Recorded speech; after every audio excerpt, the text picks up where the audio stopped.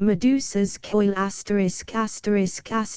Medusa's coil by Z.B. Bishop, a powerful and compelling tale of brooding horror that deepens and broadens to the final catastrophe, an unusual and engrossing novelette by the author of The Curse of Yig. Transcriber's note: this text was produced from Weird Tales, January 1939. Extensive research did not uncover any evidence that the U.S. copyright on this publication was renewed. The drive toward Cape Girardeau had been through unfamiliar country, and as the late afternoon light grew golden and half dreamlike, I realized that I must have directions if I expected to reach the town before night.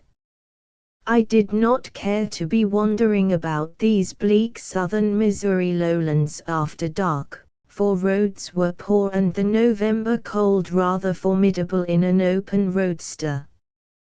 Black clouds, too, were massing on the horizon, so I looked about among the long gray and blue shadows that streaked the flat, brownish fields, hoping to glimpse some house where I might get the needed information. It was a lonely and deserted country, but at last I spied a roof among a clump of trees near the small river on my right, perhaps a full half-mile from the road, and probably reachable by some path or drive upon which I would presently come.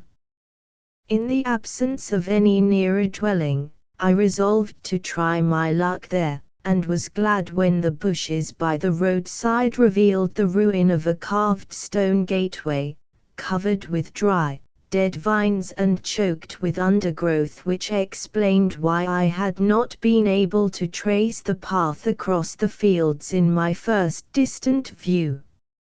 I saw that I could not drive the car in, so I parked it very carefully near the gate, where a thick evergreen would shield it in case of rain, and got out for the long walk to the house. Traversing that brush-grown path in the gathering twilight, I was conscious of a distinct sense of foreboding, probably induced by the air of sinister decay hovering about the gate and the former driveway. From the carvings on the old stone pillars I inferred that this place was once an estate of manorial dignity, and I could clearly see that the driveway had originally boasted guardian lines of linden trees, some of which had died, while others had lost their special identity among the wild scrub growths of the region. As I plowed onward, cockleburs and stickers clung to my clothes, and I began to wonder whether the place could be inhabited after all. Was I tramping on a vain errand? For a moment I was tempted to go back and try some farm farther along the road, when a view of the house ahead aroused my curiosity and stimulated my venturesome spirit. There was something provocatively fascinating in the tree-girt, decrepit pile before me, for it spoke of the graces and spaciousness of a bygone era and a far more southerly environment. It was a typical wooden plantation house of the classic, early 19th century pattern, with 2.5 stories and a great Ionic portico whose pillars reached up as far as the attic and supported a triangular pediment. Its state of decay was extreme and obvious, one of the vast columns having rotted and fallen to the ground, while the upper piazza or balcony had sagged dangerously low.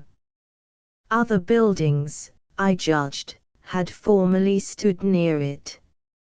As I mounted the broad stone steps to the low porch and the carved and four-lighted doorway, I felt distinctly nervous, and started to light a cigarette, desisting when I saw how dry and inflammable everything about me was. Though now convinced that the house was deserted, I nevertheless hesitated to violate its dignity without knocking, so I tugged at the rusty iron knocker until I could get it to move, and finally set up a cautious rapping which seemed to make the whole place shake and rattle.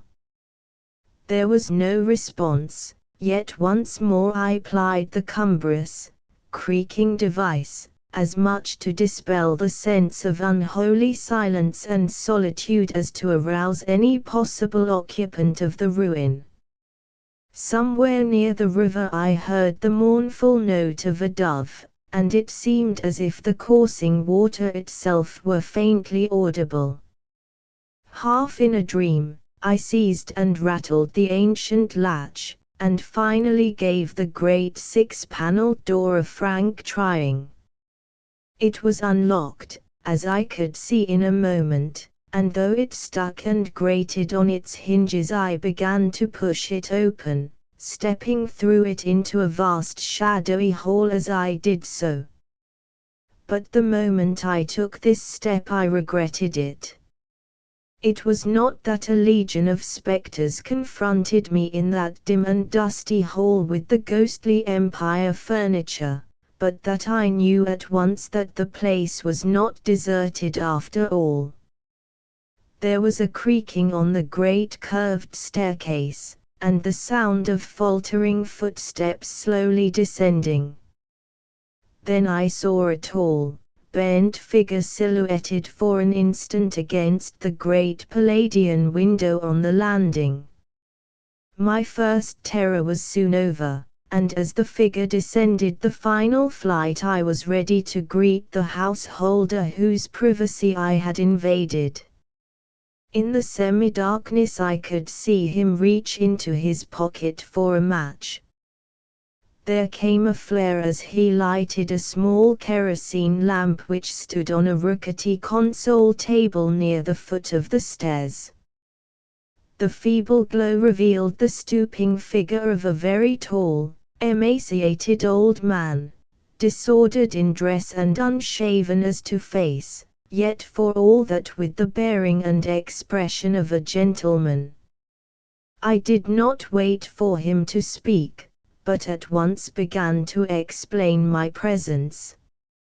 "You'll pardon my coming in like this, but when my knocking didn't raise anybody I concluded that no one lived here. I wanted to know the shortest road to Cape Girardeau. I wanted to get there before dark, but now, of course," as I paused, the man spoke, in exactly the cultivated tone I had expected, and with a mellow accent as unmistakably southern as the house he inhabited. "Rather, you must pardon me for not answering your knock more promptly. I live in a very retired way, and am not usually expecting visitors. At first I thought you were a mere curiosity seeker.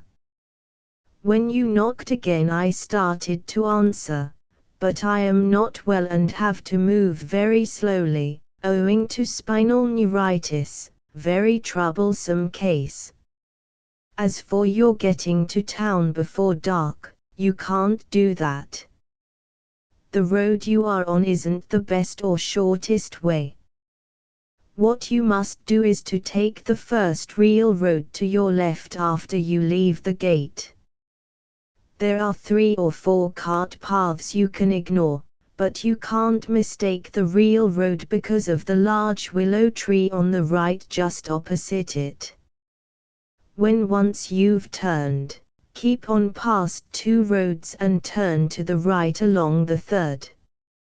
After that, perplexed by these elaborate directions, confusing indeed to a total stranger, I could not help interrupting. "Please, how can I follow all these clues in pitch darkness, without ever having been near here before, and with only an indifferent pair of headlights to tell me what is and what isn't a road? Besides, I think it's going to storm pretty soon, and my car is an open one. It looks as if I were in a bad fix if I want to get to Cape Girardeau tonight. The fact is, I don't think I'd better try. I don't like to impose, but in view of the circumstances, do you suppose you could put me up for the night? I won't be any trouble. Just let me have a corner to sleep until daylight, and I'm all right. I can leave the car in the road where it is, wet weather won't hurt it. As I made my sudden request, I could see the old man's face lose its former expression of quiet resignation and take on an odd, surprised look. Sleep here? He seemed so astonished at my request that I repeated it. Yes, why not? I assure you I won't be any trouble. What else can I do? I'm a stranger hereabouts. These roads are a labyrinth in the dark, and I'll wager it'll be raining torrents inside of an hour. This time it was my host's turn to interrupt, and as he did so I could feel a peculiar quality in his deep, musical voice. A stranger, of course you must be, else you wouldn't think of sleeping here. Wouldn't think of coming here at all. People don't come here nowadays. He paused, and my desire to stay was increased 1,000-fold by the sense of mystery his laconic words seemed to evoke. There was something queer about this place, and the pervasive musty smell seemed to cloak 1,000 secrets. Again I noticed the extreme decrepitude of everything about me, manifest even in the feeble rays of the single small lamp. I felt woefully chilly, and saw with regret that no heating seemed to be provided, yet so great was my curiosity that I still wished most ardently to stay and learn something of the recluse and his dismal abode. You may stay if you really wish to, you can come to no harm that I know of. Others claim there are certain peculiarly undesirable influences here. As for me, I stay because I have to.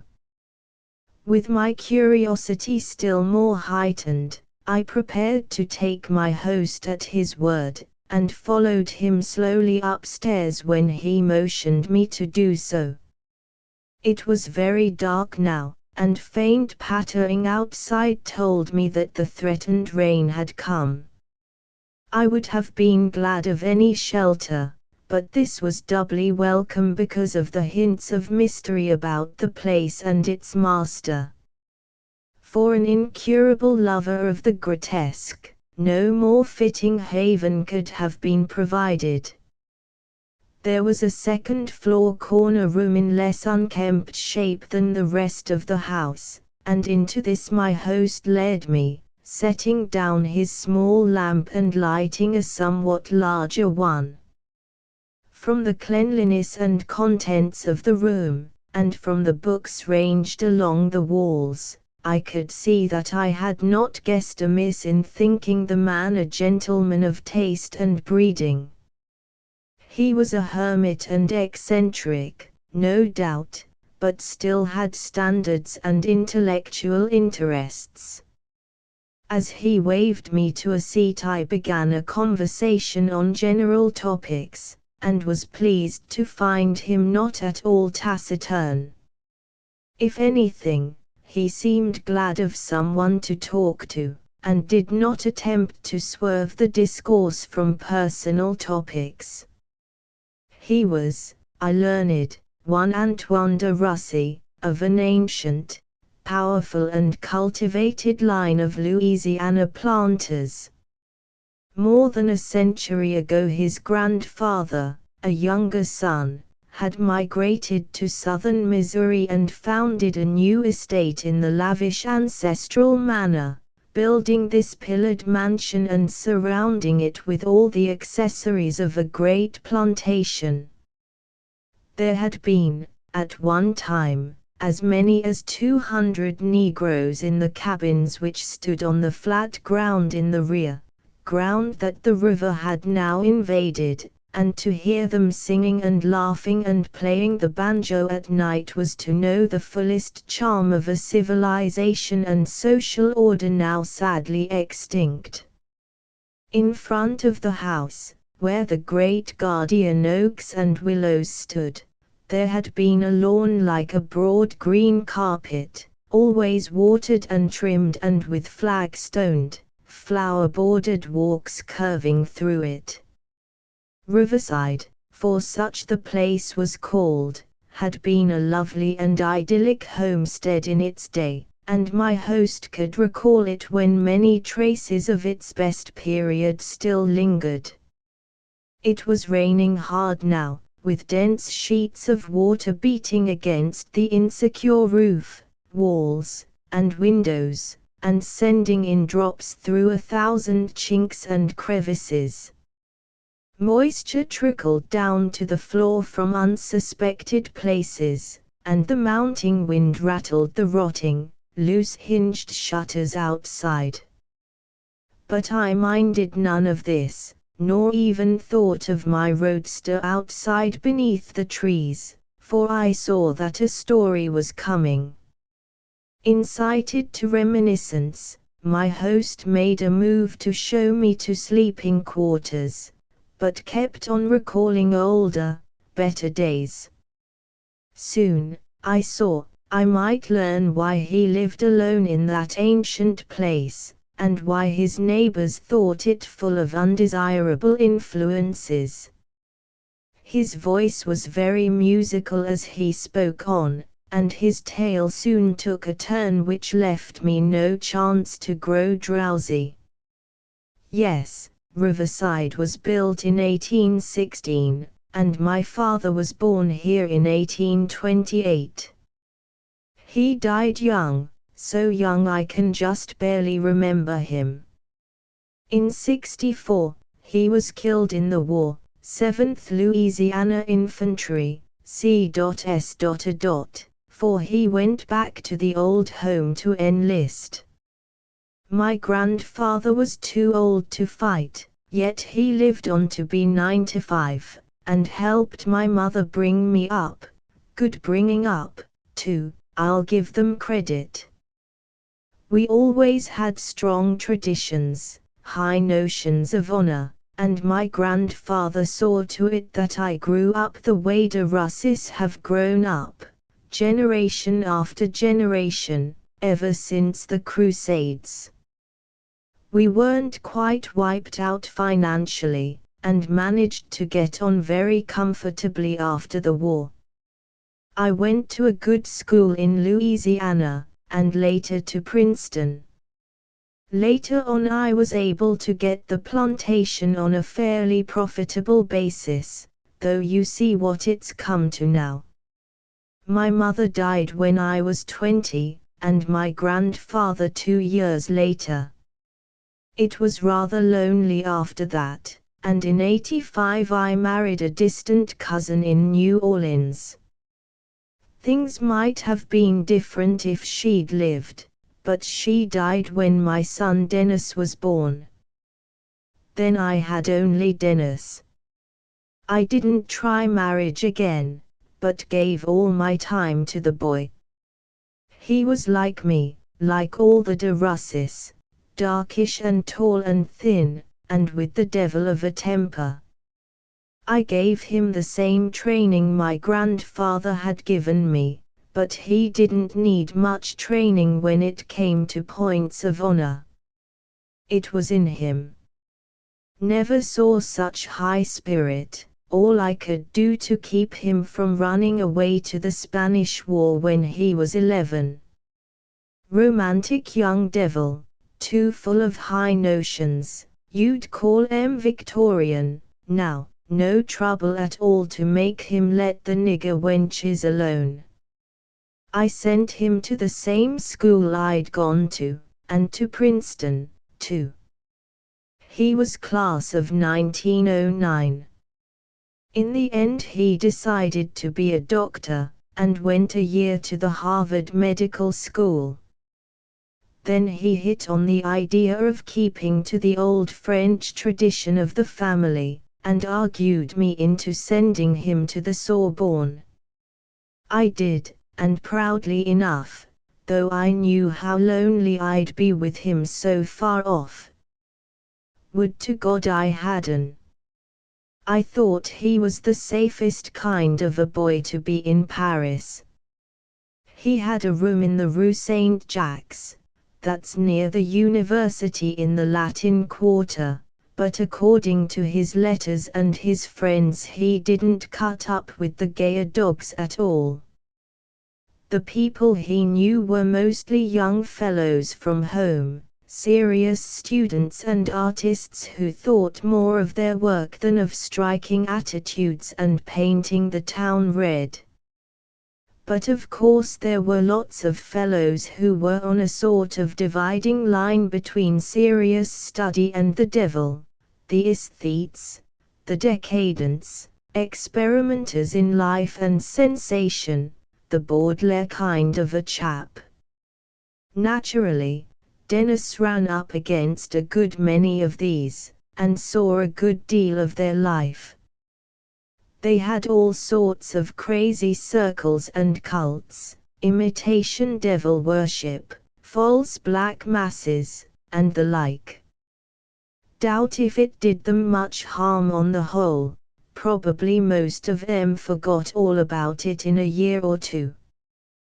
One of the deepest in this queer stuff was a fellow Dennis had known at school, for that matter, whose father I'd known myself.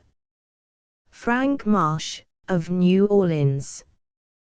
Disciple of Lafcadio O'Hearn and Gauguin and Van Gogh, regular epitome of the yellow 90s.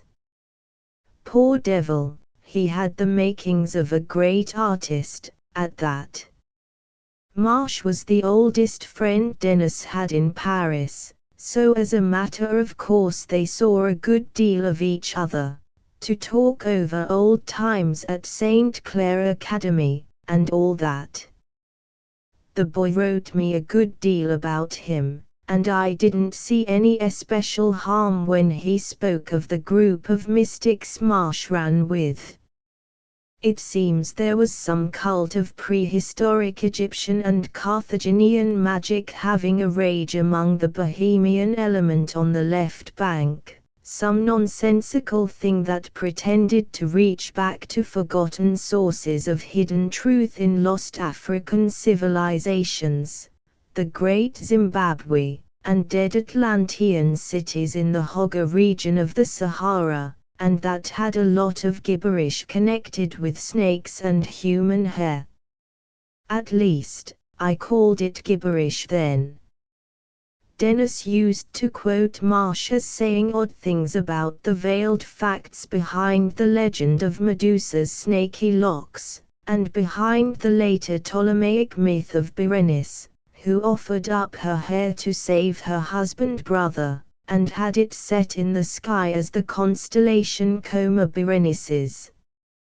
I don't think this business made much impression on Dennis until the night of the queer ritual at Marsh's rooms when he met the priestess. Most of the devotees of this cult were young fellows, but the head of it was a young woman who called herself Dionysus, letting it be known that her real name, her name in this latest incarnation, as she put it, was Marceline Bedard. She claimed to be the left-handed daughter of Marquise de Jamio, and seemed to have been both a petty artist and an artist's model before adopting this more lucrative magical profession. Someone said she had lived for a time in the West Indies, Martinique, I think, but she was very reticent about herself. Part of her pose was a great show of austerity and holiness, but I don't think the more experienced students took that very seriously. Dennis, though, was far from experienced, and wrote me fully 10 pages of slush about the goddess he had discovered. If I'd only realized his simplicity I might have done something, but I never thought a puppy infatuation like that could mean much. I felt absurdly sure that Dennis' touchy personal honor and family pride would always keep him out of the most serious complications. As time went on, though, his letters began to make me nervous. He mentioned this Marceline more and more, and his friends less and less, and began talking about the cruel and silly way they declined to introduce her to their mothers and sisters. He seems to have asked her no questions about herself, and I don't doubt but that she filled him full of romantic legendary concerning her origin and divine revelations and the way people slighted her. At length I could see that Dennis was altogether cutting his own crowd and spending the bulk of his time with this alluring priestess. At her especial request he never told the old crowd of their continual meetings, so nobody over there tried to break the affair up. I suppose she thought he was fabulously rich, for he had the air of a patrician, and people of a certain class think all aristocratic Americans are wealthy. In any case, she probably thought this a rare chance to contract a genuine right-handed alliance with a really eligible young man. By the time my nervousness burst into open advice, it was too late. The boy had lawfully married her, and wrote that he was dropping his studies and bringing the woman to Riverside. He said she had made a great sacrifice and resigned her leadership of the magical cult, and that henceforth she would be merely a private gentlewoman, the future mistress of Riverside, and mother of the Russes to come. Well, sir, I took it the best way I could. I knew that sophisticated continentals have different standards from our old American ones, and anyway, I really knew nothing against the woman. A charlatan, perhaps, but why necessarily any worse? I suppose I tried to keep as naive as possible about such things in those days, for the boy's sake. Clearly, there was nothing for a man of sense to do but to let Dennis alone so long as his new wife conformed to de Russie ways. Let her have a chance to prove herself, perhaps she wouldn't hurt the family as much as some might fear. So I didn't raise any objections or ask any penitence. The thing was done, and I stood ready to welcome the boy back, whatever he brought with him. They got here 3 weeks after the telegram telling of the marriage. Marceline was beautiful, and I could see how the boy might very well get foolish about her. She did have an air of breeding, and I think to this day she must have had some strain of good blood in her. She was apparently not much over 20, of medium size, fairly slim, and as graceful as a tigress in posture and motions. Her complexion was a deep olive, and her eyes were large and very dark.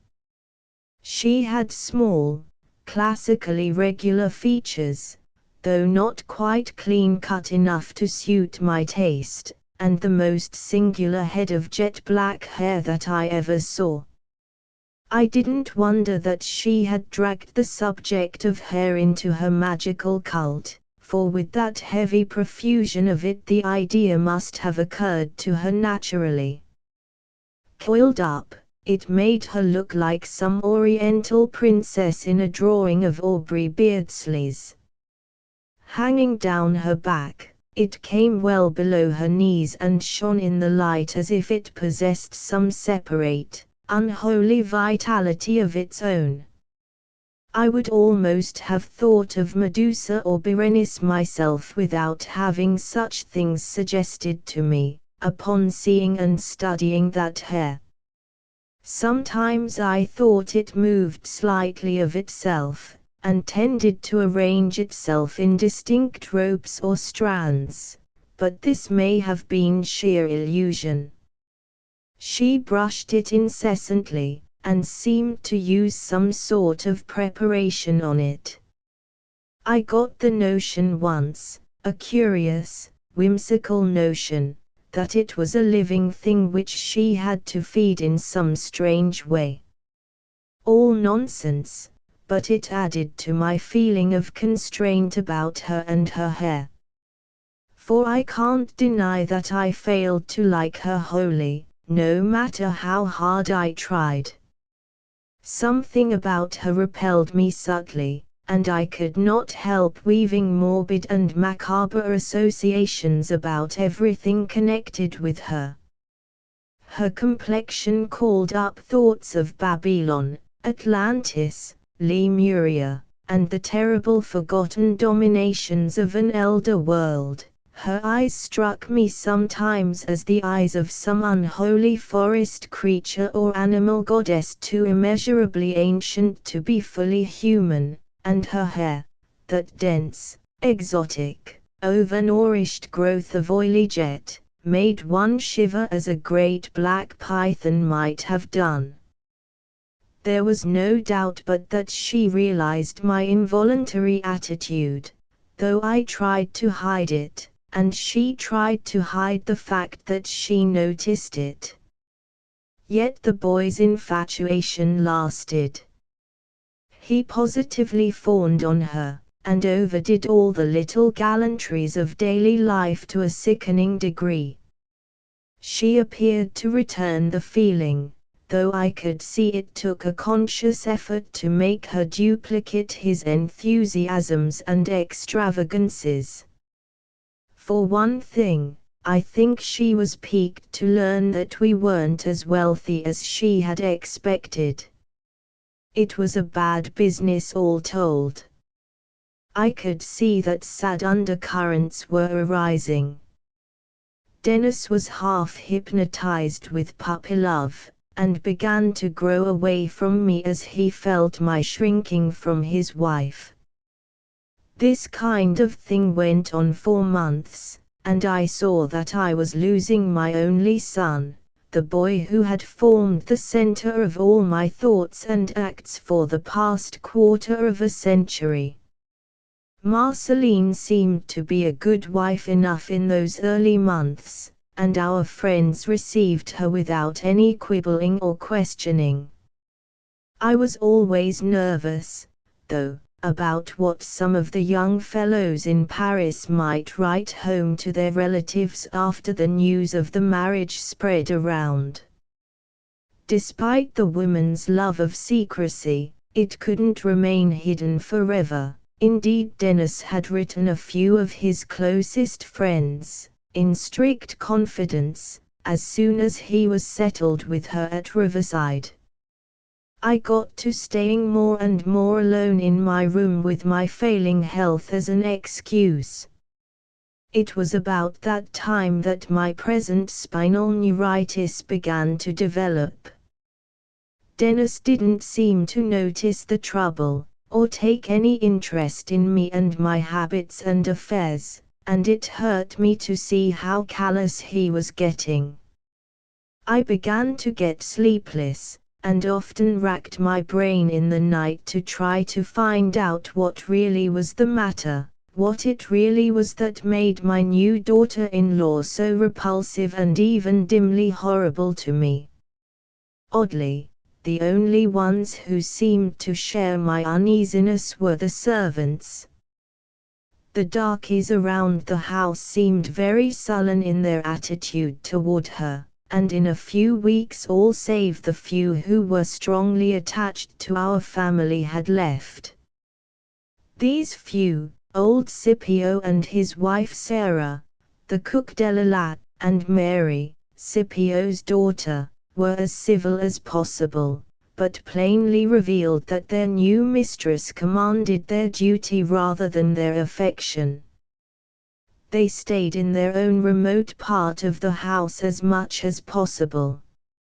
McCabe, our white chauffeur, was insolently admiring rather than hostile, and another exception was a very old Zulu woman, said to have come from Africa over 100 years before, who had been a sort of leader in her small cabin as a kind of family pensioner. Old Sophonisba always showed reverence whenever Marceline came near her, and one time I saw her kiss the ground where her mistress had walked. Blacks are superstitious animals, and I wondered whether Marceline had been talking any of her mystical nonsense to our hands in order to overcome their evident dislike. Well, that's how we went on for nearly half a year. Then, in the summer of 1916, things began to happen. Toward the middle of June, Dennis got a note from his old friend Frank Marsh, telling of a sort of nervous breakdown which made him want to take a rest in the country. It was postmarked New Orleans, for Marsh had gone home from Paris when he felt the collapse coming on, and seemed a very plain though polite bid for an invitation from us. Marsh, of course, knew that Marceline was here, and asked very courteously after her. Dennis was sorry to hear of his trouble and told him at once to come along for an indefinite visit. Marsh came, and I was shocked to notice how he had changed since I had seen him in his earlier days. He was a smallish, lightish fellow, with blue eyes and an undecided chin, and now I could see the effects of drink and I don't know what else in his puffy eyelids, enlarged nose pores, and heavy lines around the mouth. I reckon he had taken his pose of decadence pretty seriously, and set out to be as much of a Rimbaud, Baudelaire, or Lautremont as he could.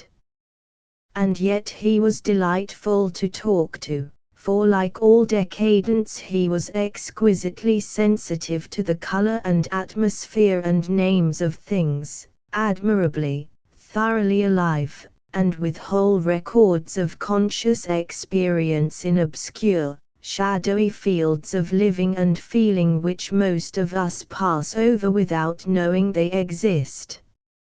I was glad of the visit, for I felt it would help to set up a normal atmosphere in the house again. And that's what it really seemed to do at first, for, as I said, Marsh was a delight to have around. He was as sincere and profound an artist as I ever saw in my life, and I certainly believe that nothing on earth mattered to him except the perception and expression of beauty. When he saw an exquisite thing, or was creating one, his eyes would dilate until the light irises went nearly out of sight, leaving two mystical black pits in that weak, delicate, chalk-like face, black pits opening on strange worlds which none of us could guess about. When he reached here, though, he didn't have any chances to show this tendency, for he had, as he told Dennis, gone quite stale. It seems he had been very successful as an artist of a bizarre kind, like Fuseli or Goya or Syme or Clark Ashton Smith, but had suddenly become played out. The world of ordinary things around him had ceased to hold anything he could recognize as beauty of enough force and poignancy to arouse his creative faculty. He had often been this way before, but this time he could not invent any new, strange, or outer sensation or experience which would supply the needed illusion of fresh beauty or stimulating adventurous expectancy. He was like a turtle or a des esseintes at the most jaded point of his curious orbit. Marceline was away when Marsh arrived. She hadn't been enthusiastic about his coming, and had refused to decline an invitation from some of our friends in St. Louis which came about that time for her and Dennis. Dennis, of course, stayed to receive his guest, but Marceline had gone on alone. It was the first time they had ever been separated, and I hoped the interval would help dispel the sort of daze that was making such a fool of the boy. Marceline showed no hurry to get back, but seemed to me to prolong her absence as much as she could. Dennis stood it better than one would have expected from such a doting husband, and seemed more like his old self as he talked over other days with Marsh and tried to cheer the listless aesthete up. It was Marsh who seemed most impatient to see the woman, perhaps because he thought her strange beauty, or some phase of the mysticism which had gone into her one-time magical cult, might help to reawaken his interest in things and give him another start toward artistic creation. That there was no baser reason, I was absolutely certain from what I knew of Marsh's character. With all his weaknesses, he was a gentleman, and it had indeed relieved me when I first learned that he wanted to come here because his willingness to accept Dennis' hospitality proved that there was no reason why he shouldn't.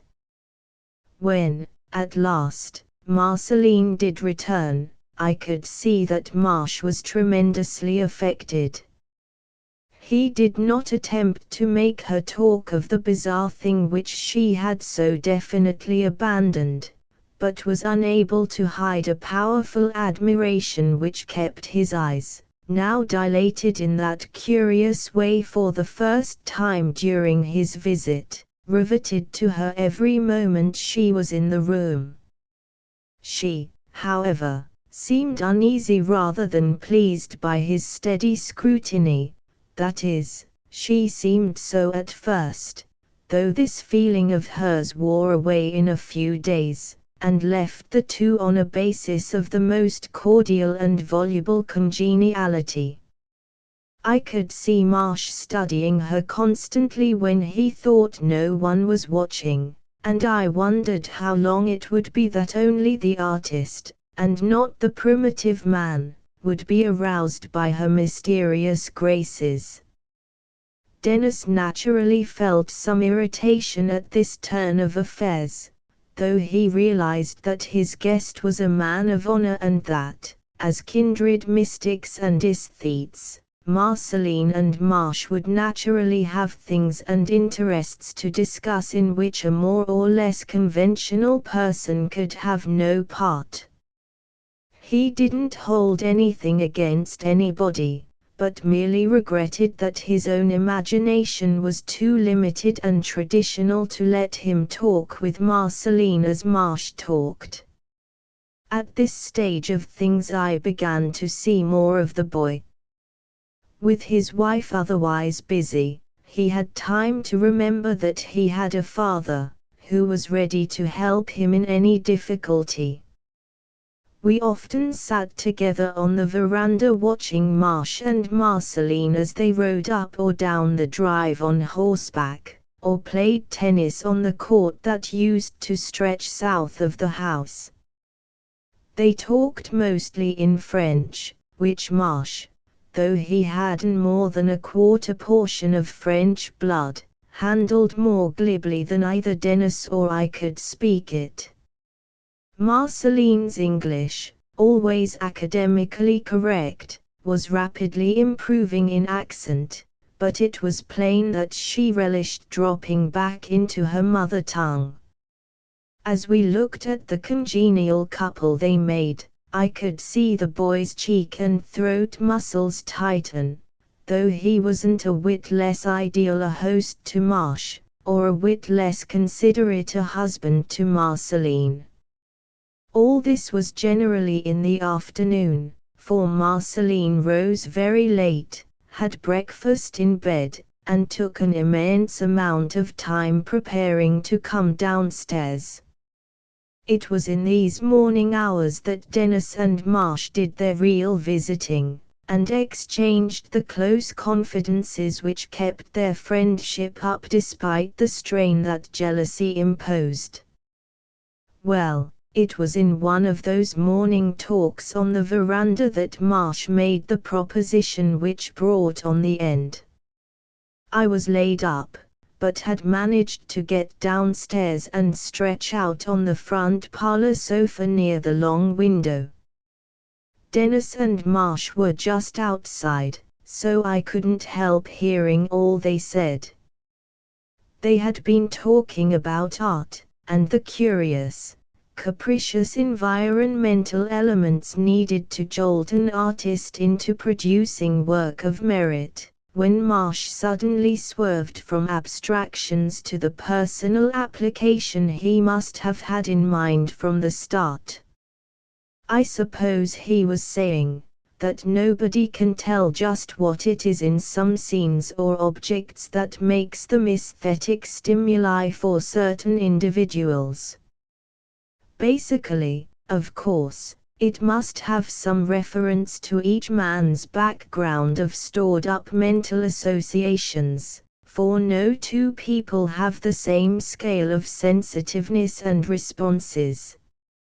For some of us all ordinary things have ceased to have any emotional or imaginative significance, but no one responds in the same way to exactly the same extraordinary thing.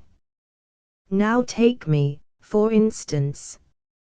I know, Denny, that I can say these things to you because you have such a preternaturally unspoiled mind, clean, objective, and all that.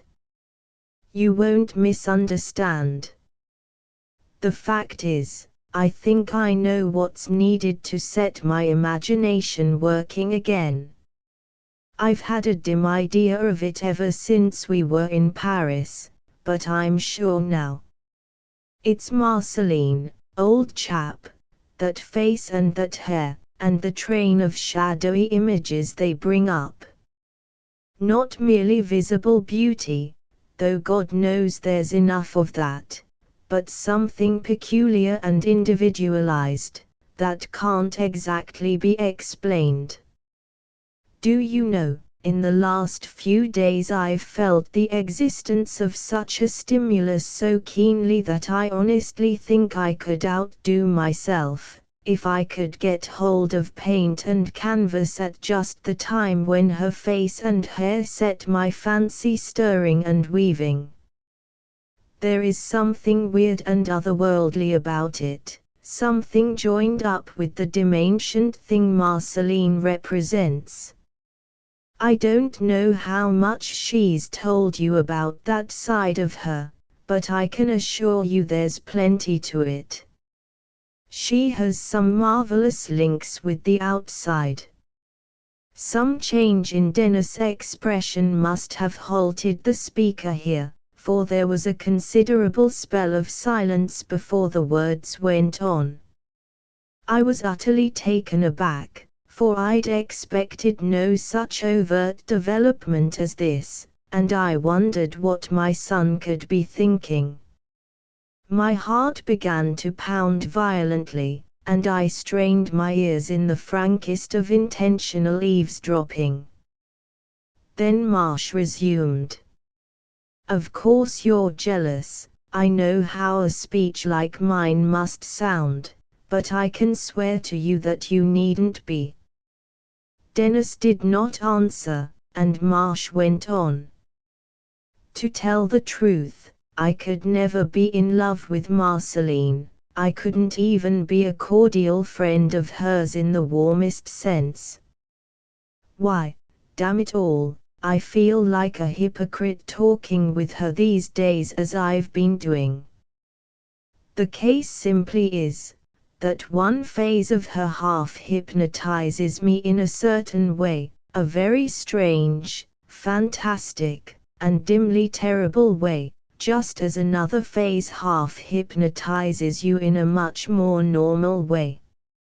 I see something in her, or to be psychologically exact, something through her or beyond her, that you don't see at all. Something that brings up a vast pageantry of shapes from forgotten abysses, and makes me want to paint incredible things whose outlines vanish the instant I try to envisage them clearly.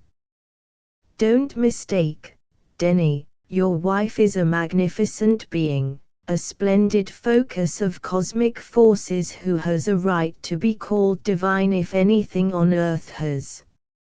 I felt a clearing of the situation at this point, for the abstract strangeness of Marsh's expressed sentiment, plus the flattery he was now heaping on Marceline, could not fail to disarm and mollify one as fondly proud of his consort as Dennis always was. Marsh evidently caught the change himself, for there was more confidence in his tone as he continued. I must paint her, Denny, must paint that hair, and you won't regret it. There's something more than mortal about that hair, something more than beautiful. He paused, and I wondered what Dennis could be thinking. Was Marsh's interest actually that of the artist alone, or was he merely infatuated as Dennis had been? I had thought, in their school days, that he had envied my boy, and I dimly felt that it might be the same now. On the other hand, something in that talk of artistic stimulus had rung amazingly true, so that the more I pondered, the more I was inclined to take the stuff at face value. Dennis seemed to do so, too. For although I could not catch his low-spoken reply, I could tell by the effect it produced that it must have been affirmative. There was a sound of someone slapping another on the back, and then a grateful speech from Marsh that I was long to remember. That's great, Denny, and just as I told you, you'll never regret it. In a sense, I'm half doing it for you.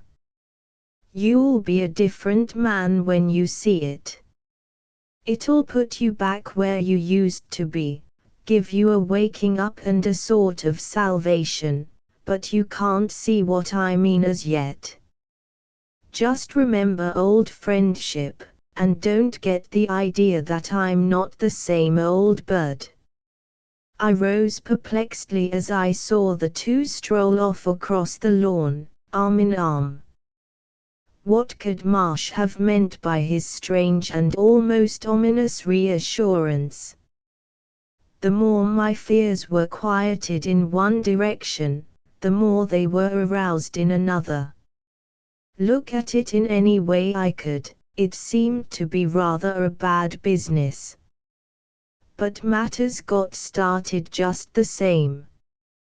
Dennis fixed up an attic room with skylights, and Marsh sent for all sorts of painting equipment.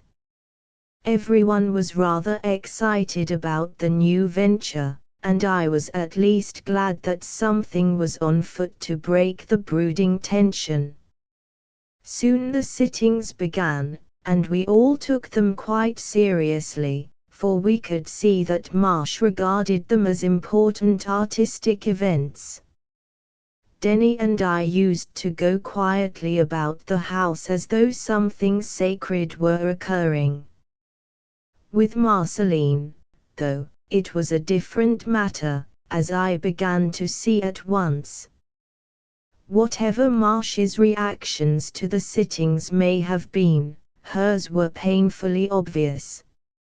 Every possible way she betrayed a frank and commonplace infatuation for the artist, and would repulse Dennis' marks of affection whenever she dared. Oddly, I noticed this more vividly than Dennis himself, and tried to devise some plan for keeping the boy's mind easy until the matter could be straightened out. There was no use in having him excited about it if it could be helped. In the end I decided that Dennis had better be away while the disagreeable situation existed.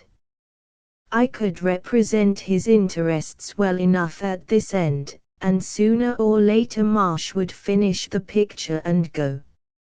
My view of Marsh's honor was such that I did not look for any worse developments.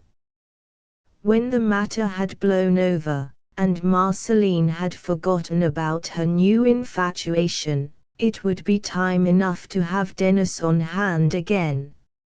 So I wrote a long letter to my marketing and financial agent in New York, and cooked up a plan to have the boy summoned there for an indefinite time. I had the agent write him that our affairs absolutely required one of us to go east, and of course my illness made it clear that I could not be the one. It was arranged that when Dennis got to New York he would find enough plausible matters to keep him busy as long as I thought he ought to be away. The plan worked perfectly, and Dennis started for New York without the least suspicion. Marceline and Marsh went with him in the car to Cape Girardeau, where he caught the afternoon train to St. Louis. They returned about dark, and as McCabe drove the car back to the stables I could hear them talking on the veranda. This time I resolved to do some intentional eavesdropping, so quietly went down to the front parlor and stretched out on the sofa near the window.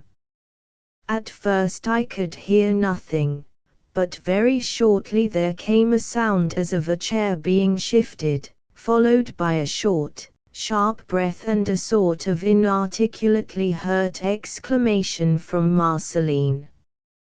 Then I heard Marsh speaking in a strained, almost formal voice. "I'd enjoy working tonight, if you're not too tired." Marceline's reply was in the same hurt tone which had marked her exclamation. She used English, as he had done. "Oh, Frank, is that really all you care about?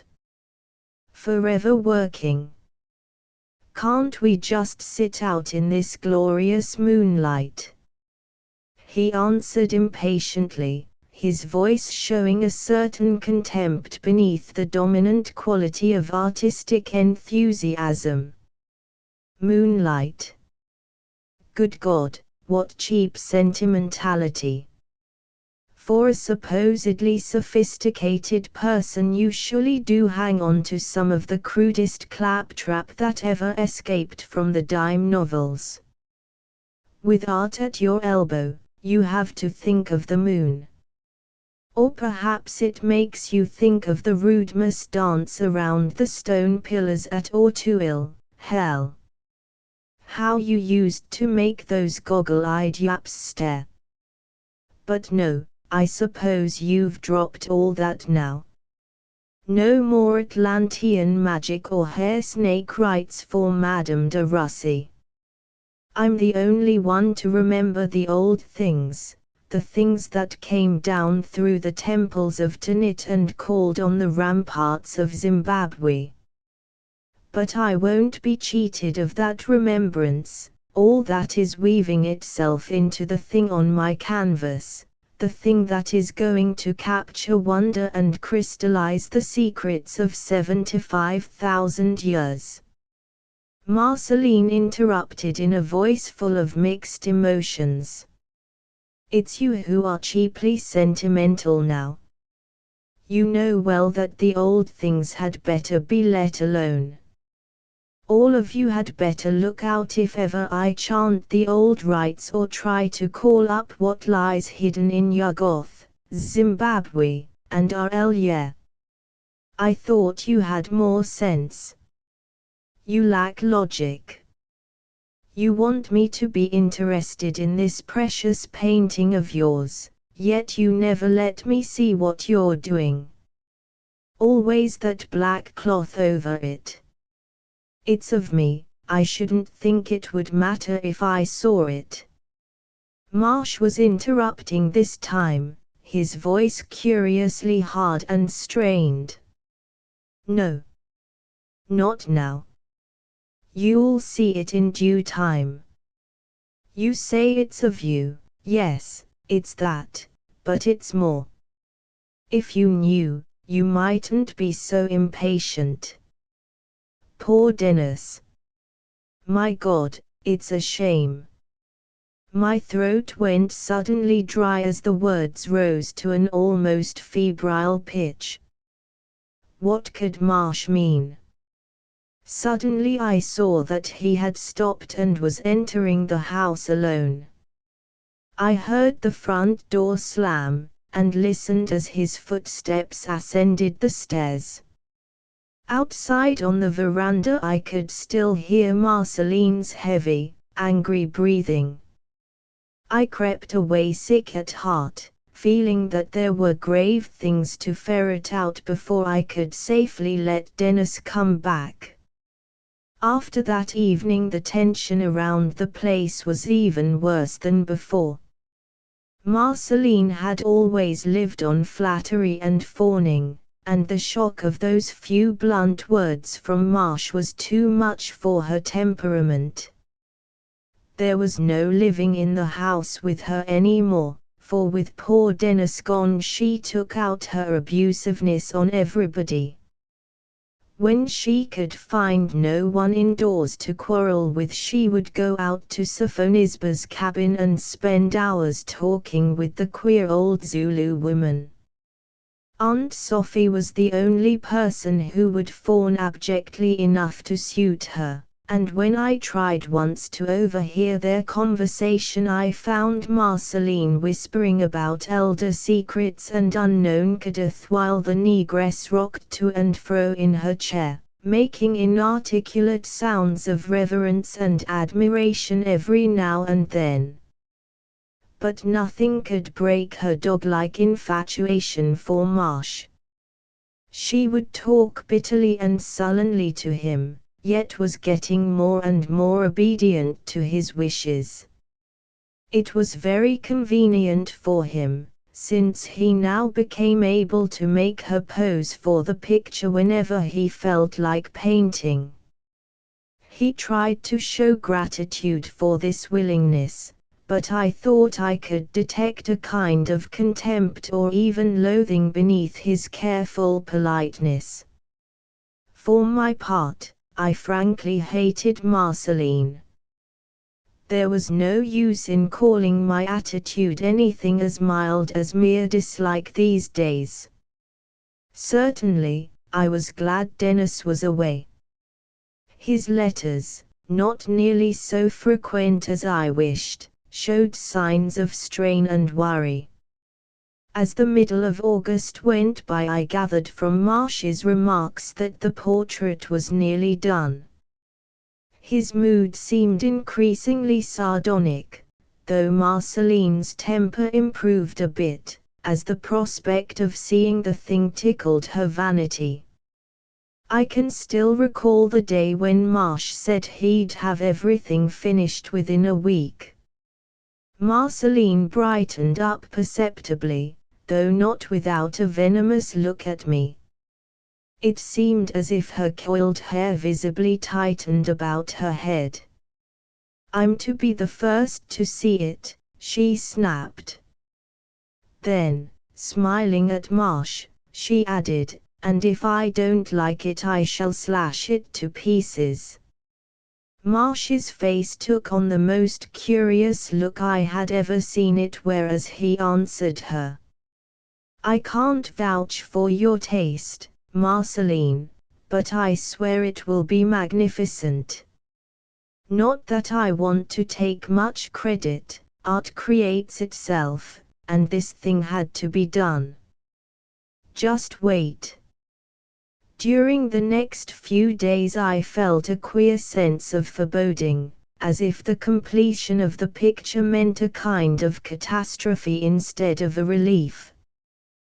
Dennis, too, had not written me, and my agent in New York said he was planning some trip to the country.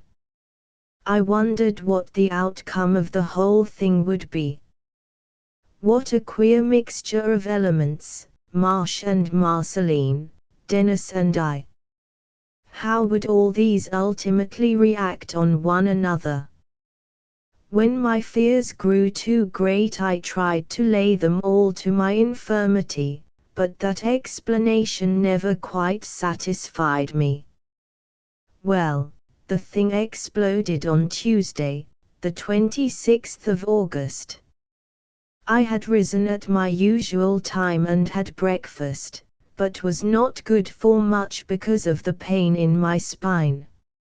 It had been troubling me badly of late, and forcing me to take opiates when it got too unbearable. Nobody else was downstairs except the servants, though I could hear Marceline moving about in her room.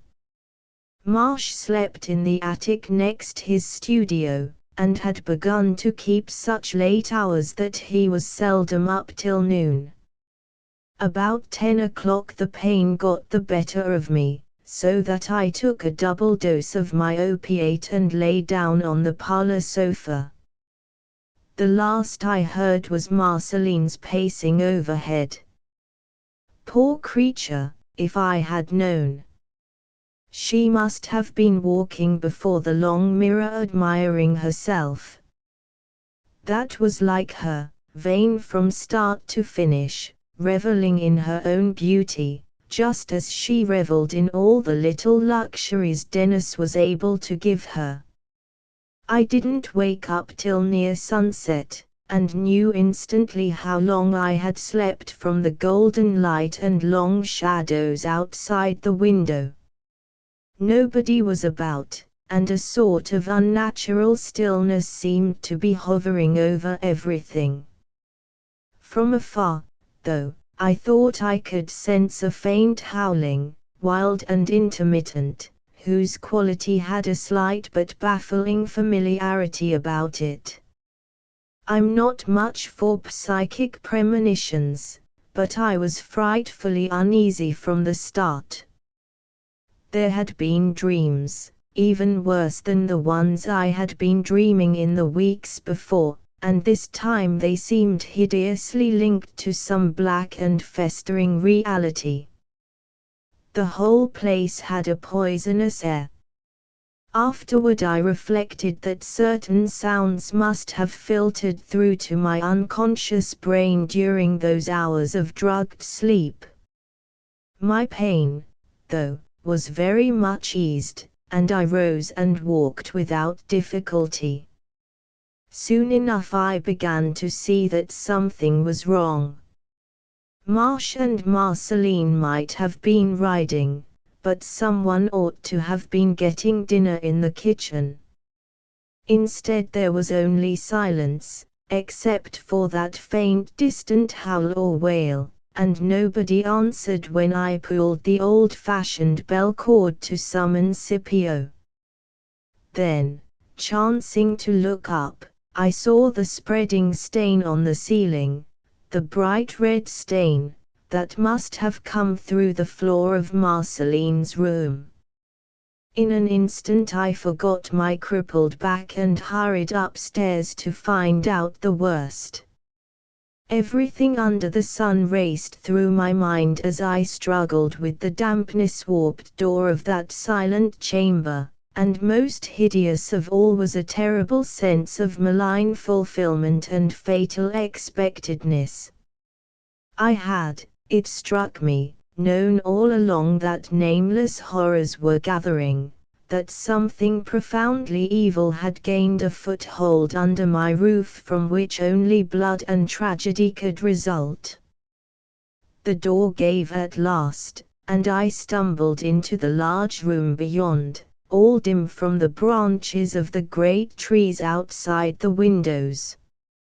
For a moment I could do nothing but flinch at the faint evil odor that immediately struck my nostrils. Then, turning on the electric light and glancing around, I glimpsed a nameless blasphemy on the yellow and blue rug. It lay face down in a great pool of dark, thickened blood, and had the gory print of a shod human foot in the middle of its naked back.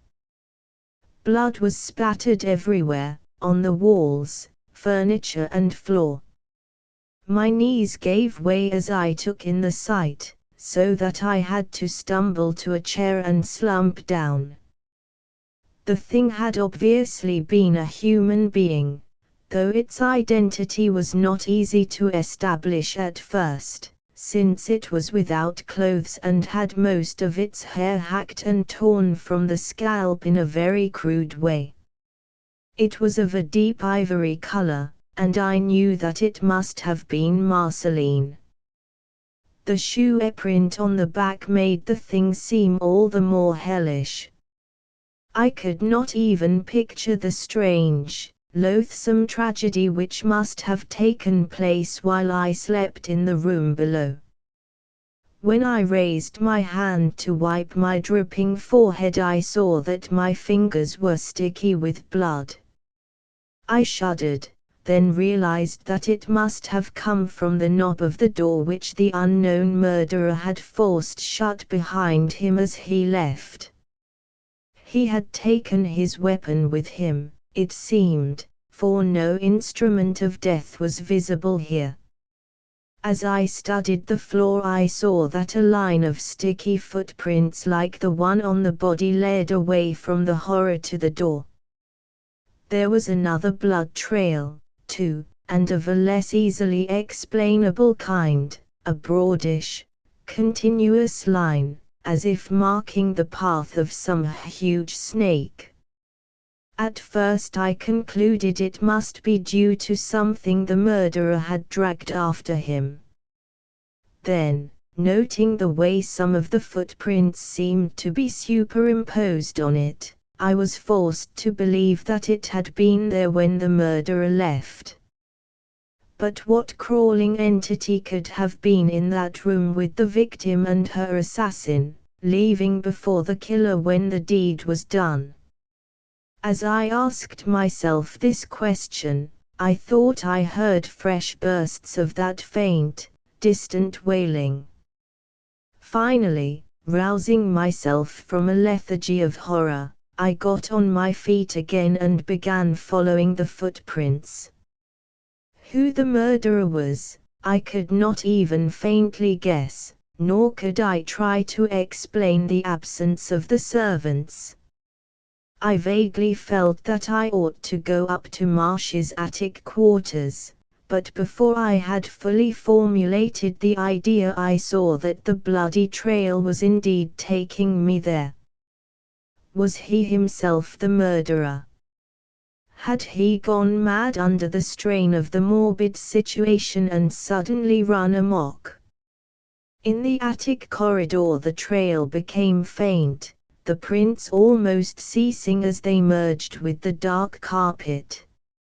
I could still, however, discern the strange single path of the entity which had gone first, and this led straight to the closed door of Marsh's studio, disappearing beneath it at a point about halfway from side to side.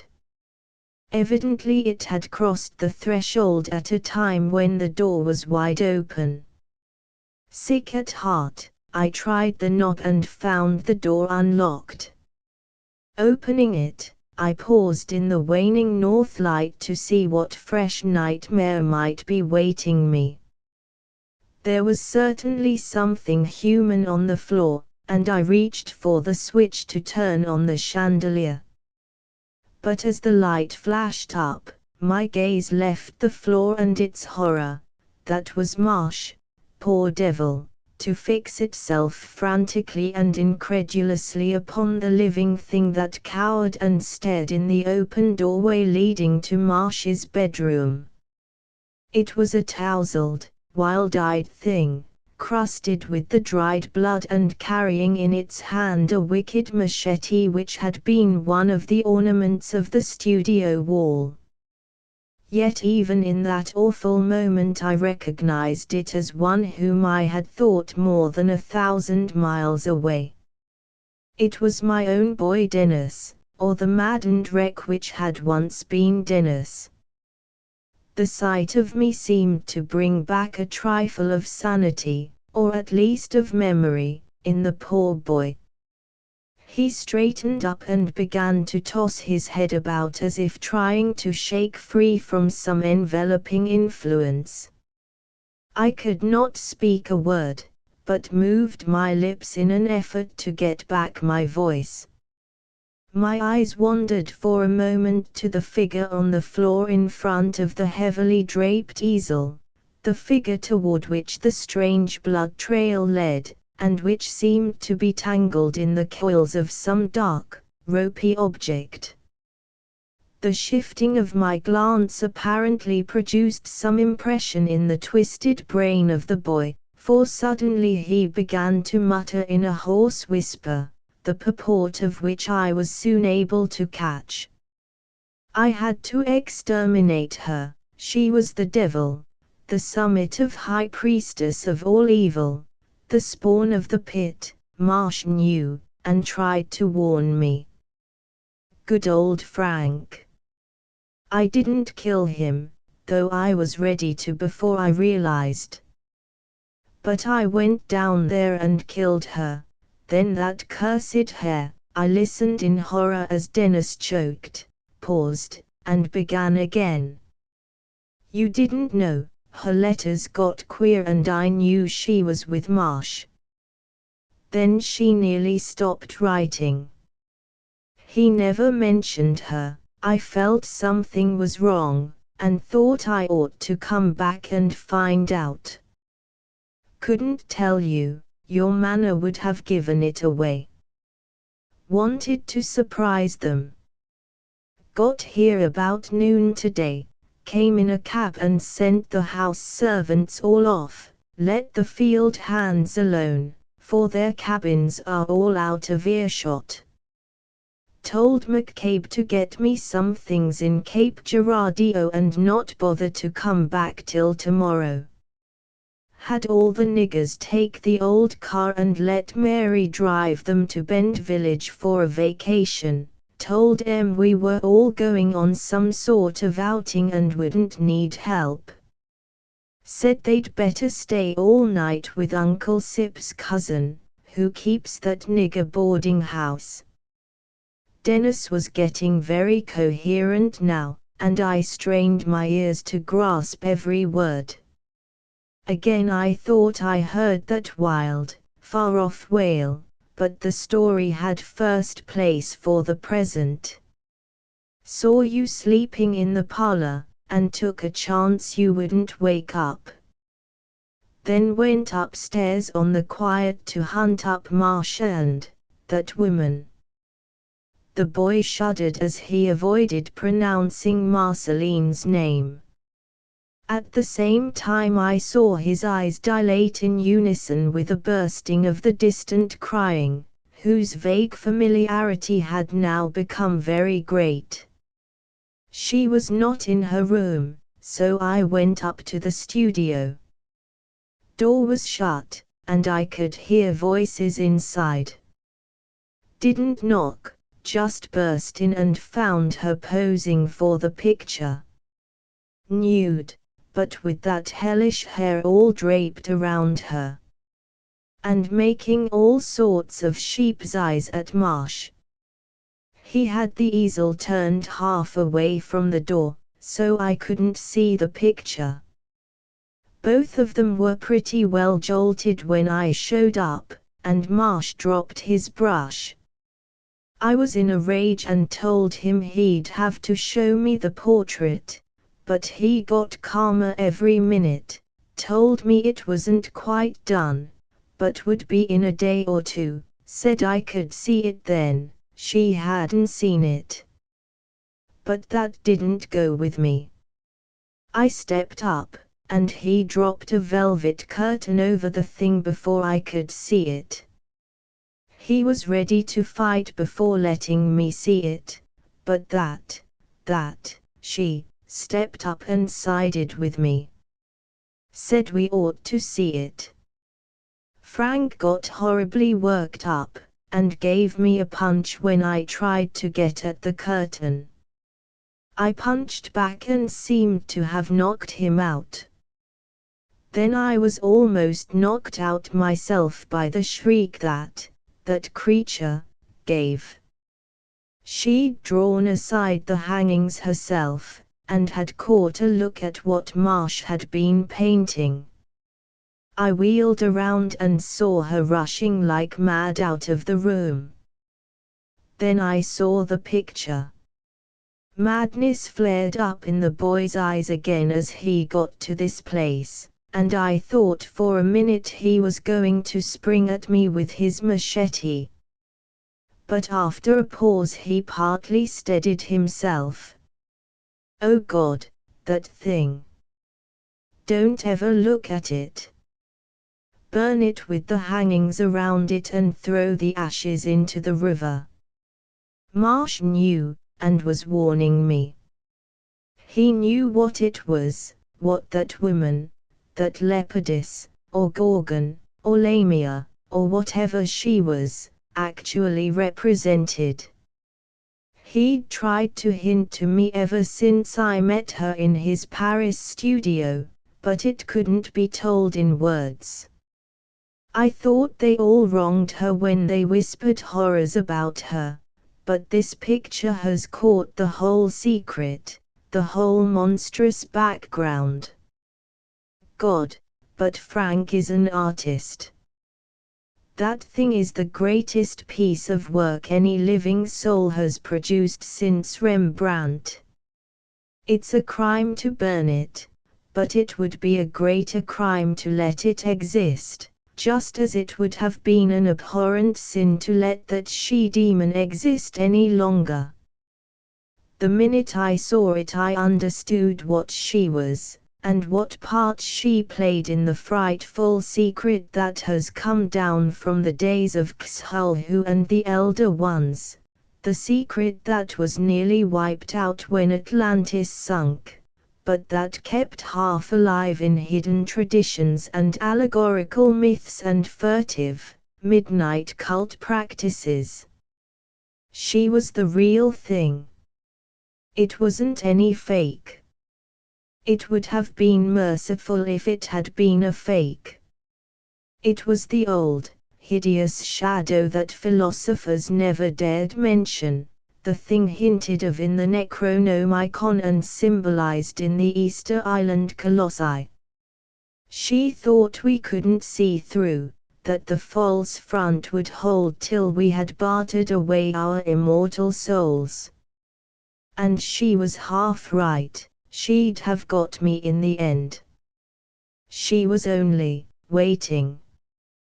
But Frank, good old Frank, was too much for her.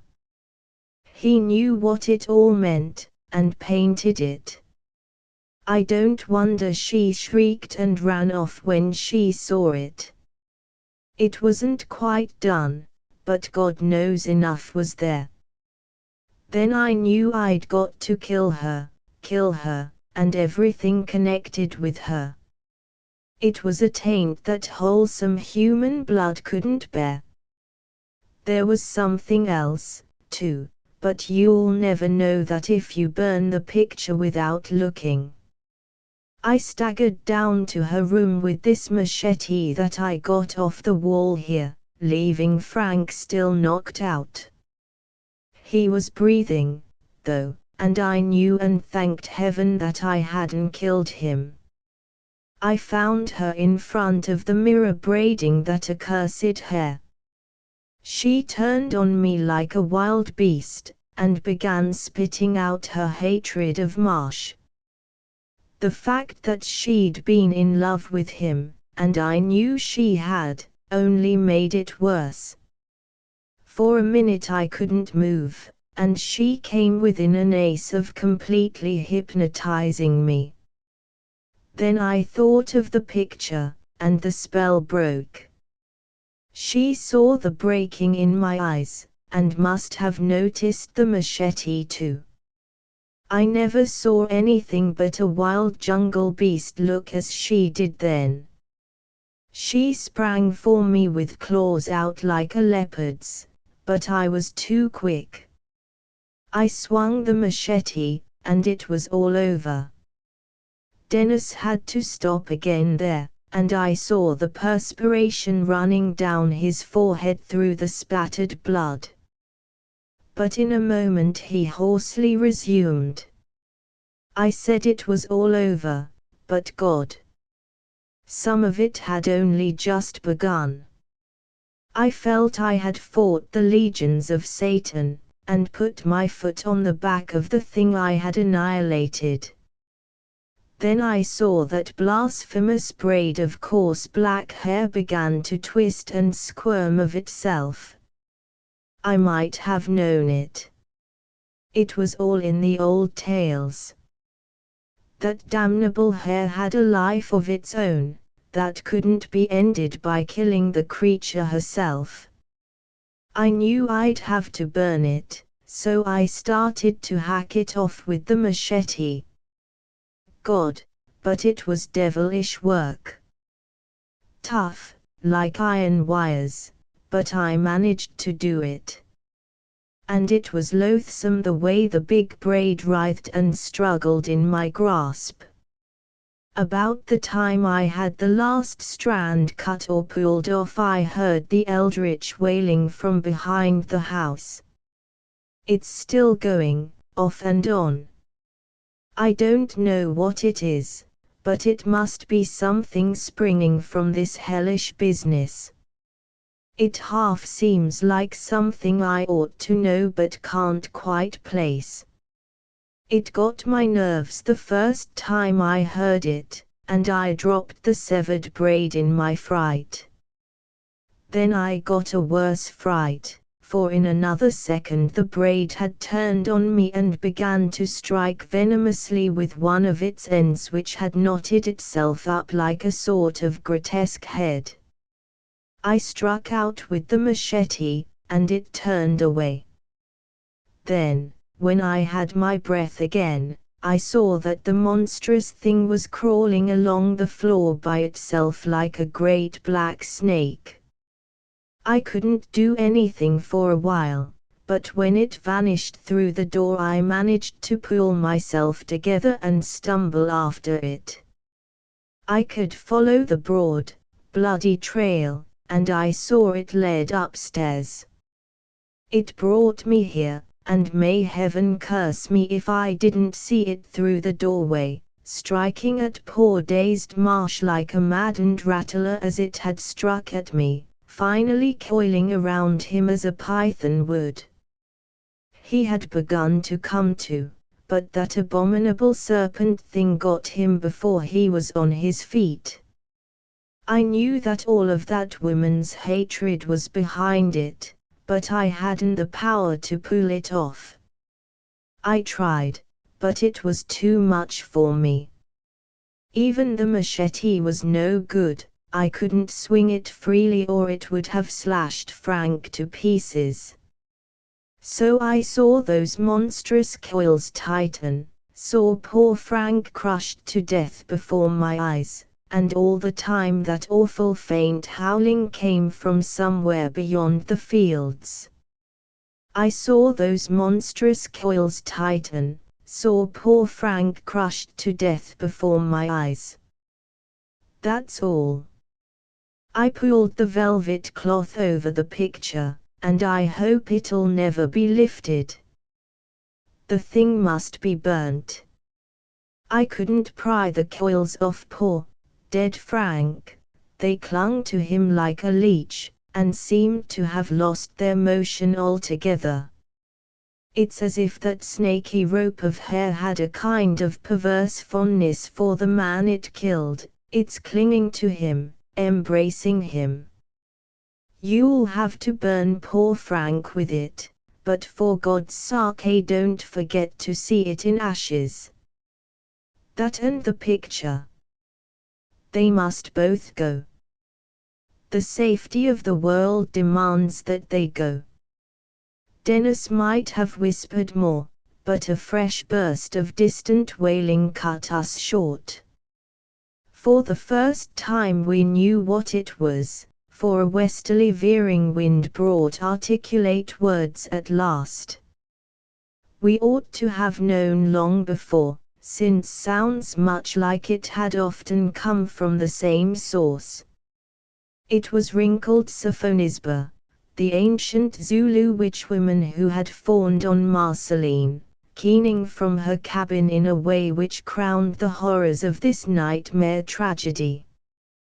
We could both hear some of the things she howled, and knew that secret and primordial bonds linked this savage sorceress with that other inheritor of elder secrets who had just been extirpated. Some of the words she used betrayed her closeness to demonic and Palesgian traditions. Ie. Shubnigrath. Yaali Engagi en bulubwana en lolo. Ya, yo, poor Missy Tanit, poor Missy Isis. Mas Klulu, come up out ender water and git yo chili, she done dade. She done dade. De ha ain't got no missis no mo, Mas Klulu. Ol Sophie, she know. Ol Sophie, she done got de black stone out en big Zimbabwe in Olafriki. Ol Sophie, she done dance in de moonshine round de crocodile stone before de Nbangas catch her and sell her to de ship folks. No mo Tanit. No mo Isis. No mo witchwomen to keep de fire a going in de big stone place. Ya, yo. Engagi bulubwana em lolo. Ie. Shubnigrath. She dade. Ol Sophie no. That wasn't the end of the wailing, but it was all I could pay attention to.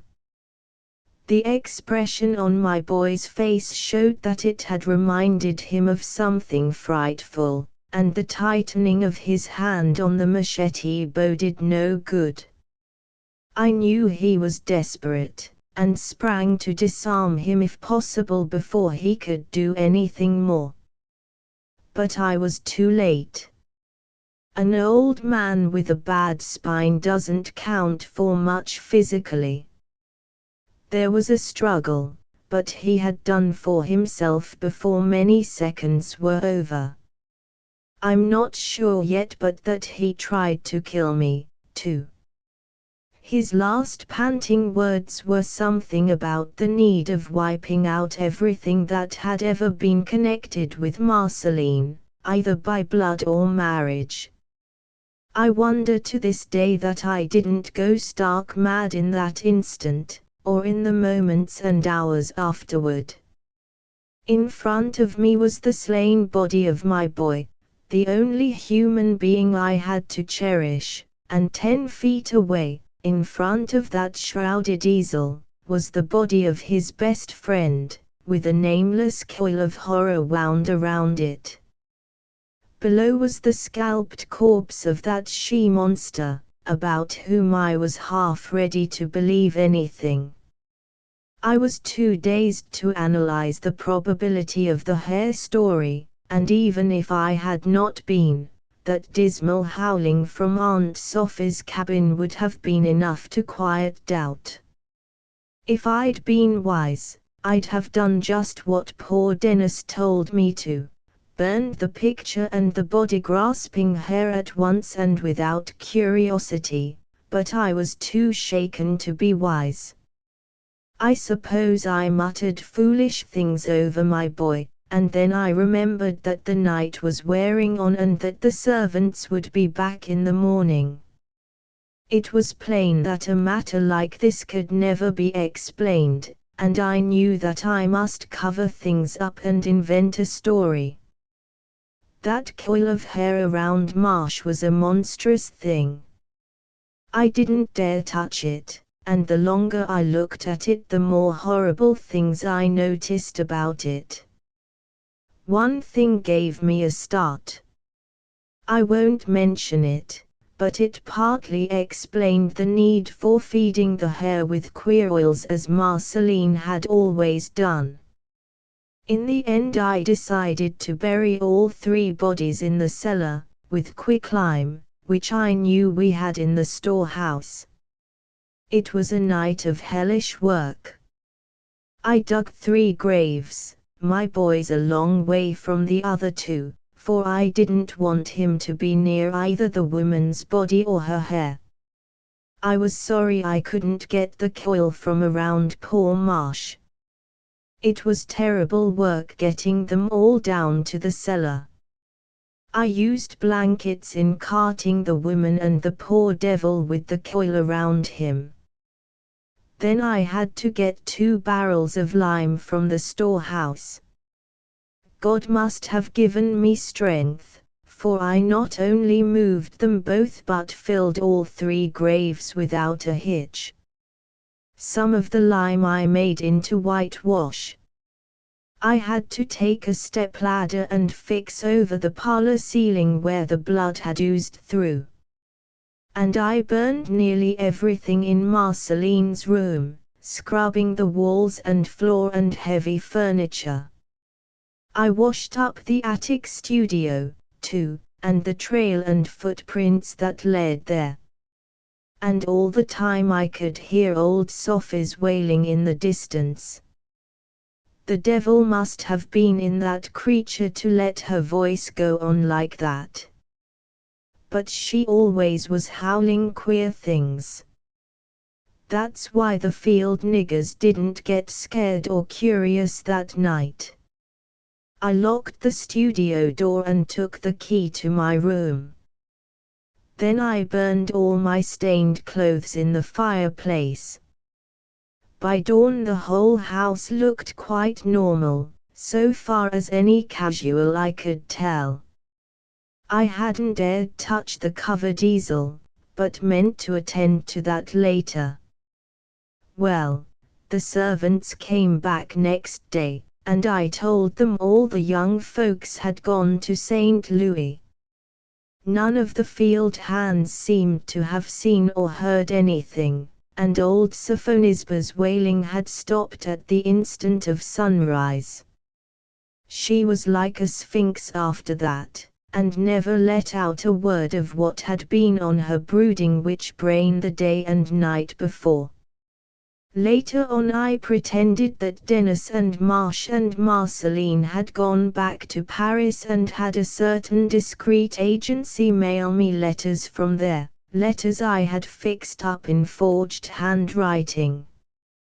I had the deaths of Marsh and Dennis reported during the war, and later said Marceline had entered a convent. Fortunately Marsh was an orphan whose eccentric ways had alienated him from his people in Louisiana. Things might have been patched up a good deal better for me if I had had the sense to burn the picture, sell the plantation, and give up trying to manage things with a shaken and overstrained mind. You see what my folly has brought me to. Failing crops, hands discharged one by one, place falling to ruin, and myself a hermit and a target for dozens of queer countryside stories. Nobody will come around here after dark nowadays, or any other time if it can be helped. That's why I knew you must be a stranger. And why do I stay here? I can't wholly tell you that. It's bound up too closely with things at the very rim of sane reality. It wouldn't have been so, perhaps, if I hadn't looked at the picture. I ought to have done as poor Dennis told me. I honestly meant to burn it when I went up to that locked studio a week after the horror, but I looked first, and that changed everything. No, there's no use telling what I saw. You can, in a way, see for yourself presently, though time and dampness have done their work. I don't think it can hurt you if you want to take a look, but it was different with me. I knew too much of what it all meant. Dennis had been right, it was the greatest triumph of human art since Rembrandt, even though still unfinished. I grasped that at the start, and knew that poor Marsh had justified his decadent philosophy. He was to painting what Baudelaire was to poetry, and Marceline was the key that had unlocked his inmost genius. The thing almost stunned me when I pulled aside the hangings, stunned me before I half knew what the whole thing was. You know, it's only partly a portrait. Marsh had been pretty literal when he hinted that he wasn't painting Marceline alone, but what he saw through her and beyond her. Of course she was in it, was the key to it, in a sense, but her figure only formed one point in a vast composition. She was nude except for that hideous web of hair spun around her, and was half-seated, half-reclining on a sort of bench or divan, carved in patterns unlike those of any known decorative tradition. There was a monstrously shaped goblet in one hand, from which was spilling fluid whose color I haven't been able to place or classify to this day. The figure and the divan were in the left-hand foreground of the strangest sort of scene I ever saw in my life. I think there was a faint suggestion of its all being a kind of emanation from the woman's brain, yet there was also a directly opposite suggestion, as if she were just an evil image or hallucination conjured up by the scene itself. I can't tell you now whether it's an exterior or an interior, whether those hellish cyclopean vaultings are seen from the outside or the inside, or whether they are indeed carven stone and not merely a morbid fungus arborescence. The geometry of the whole thing is crazy, one gets the acute and obtuse angles all mixed up. And God! The shapes of nightmare that float around in that perpetual demon twilight. The blasphemies that lurk and leer and hold a witch's sabbat with that woman as a high priestess. The black shaggy entities that are not quite goats, the crocodile-headed beast with 3 legs and a dorsal row of tentacles, and the flat-nosed Egyptians dancing in a pattern that Egypt's priests knew and called accursed. But the scene wasn't Egypt, it was behind Egypt, behind even Atlantis, behind fabled Mu, and myth-whispered Lemuria. It was the ultimate fountainhead of all horror on this earth, and the symbolism showed only too clearly how integral a part of it Marceline was. I think it must be the unmentionable Alliet, that was not built by any creatures of our planet, the thing Marsh and Dennis used to talk about in the shadows with hushed voices. In the picture it appears that the whole scene is deep underwater, though everybody seems to be breathing freely. Well, I couldn't do anything but look and shudder, and finally I saw that Marceline was watching me craftily out of those monstrous, dilated eyes on the canvas. It was no mere superstition. Marsh had actually caught something of her horrible vitality in his symphonies of line and color, so that she still brooded and stared and hated, just as if most of her weren't down in the cellar under quicklime. And it was worst of all when some of those Hecate-born snaky strands of hair began to lift themselves up from the surface and grope out into the room toward me. Then it was that I knew the last final horror, and realized I was a guardian and a prisoner forever. She was the thing from which the first dim legends of Medusa and the Gorgons had sprung, and something in my shaken will had been captured and turned to stone at last.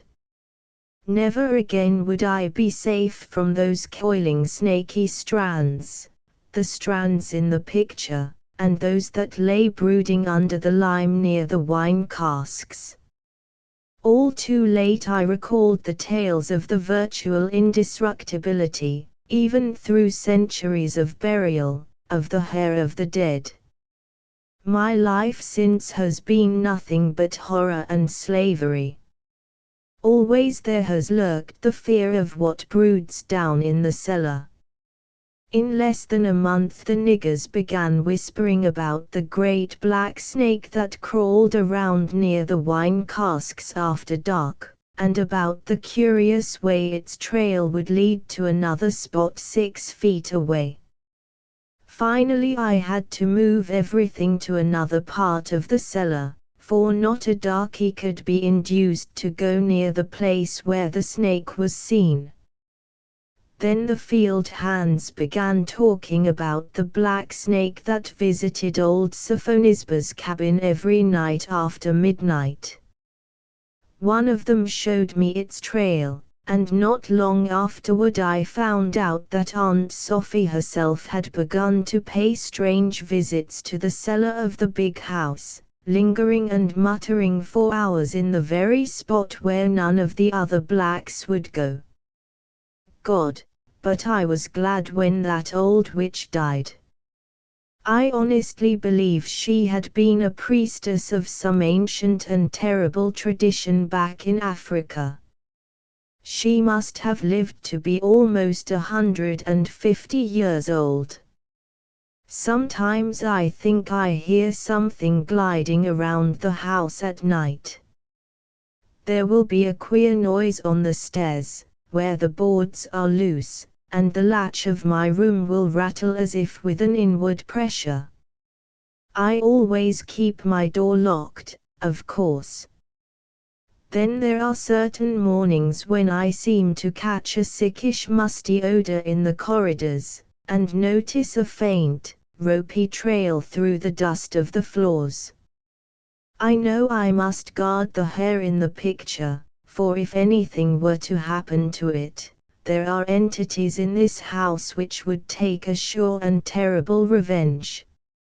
I don't even dare to die, for life and death are all one to those in the clutch of what came out of our lair. Something would be on hand to punish my neglect. Medusa's coil has got me, and it will always be the same.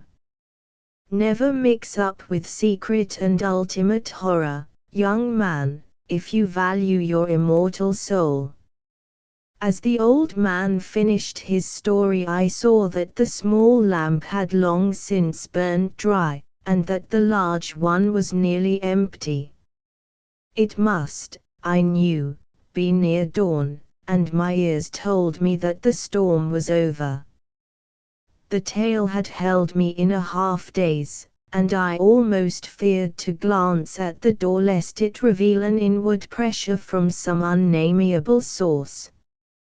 It would be hard to say which had the greatest hold on me, stark horror, incredulity, or a kind of morbid fantastic curiosity.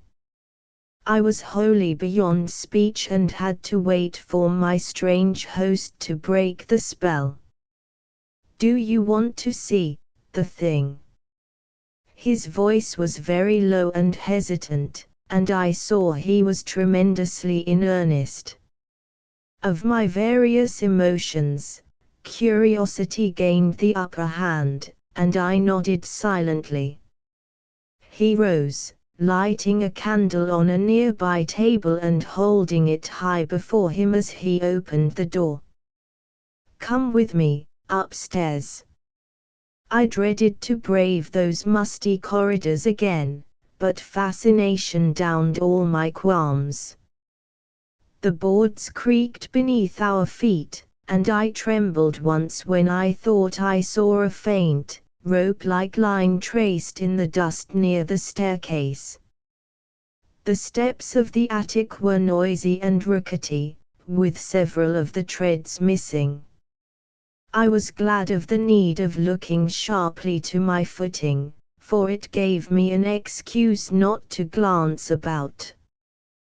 The attic corridor was pitch black and heavily cobwebbed, and inch-deep with dust except where a beaten trail led to a door on the left at the farther end.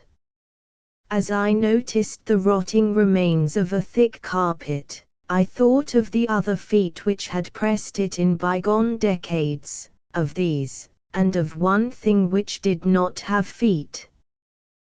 The old man took me straight to the door at the end of the beaten path, and fumbled a second with the rusty latch. I was acutely frightened now that I knew the picture was so close, yet dared not retreat at this stage. In another moment my host was ushering me into the deserted studio.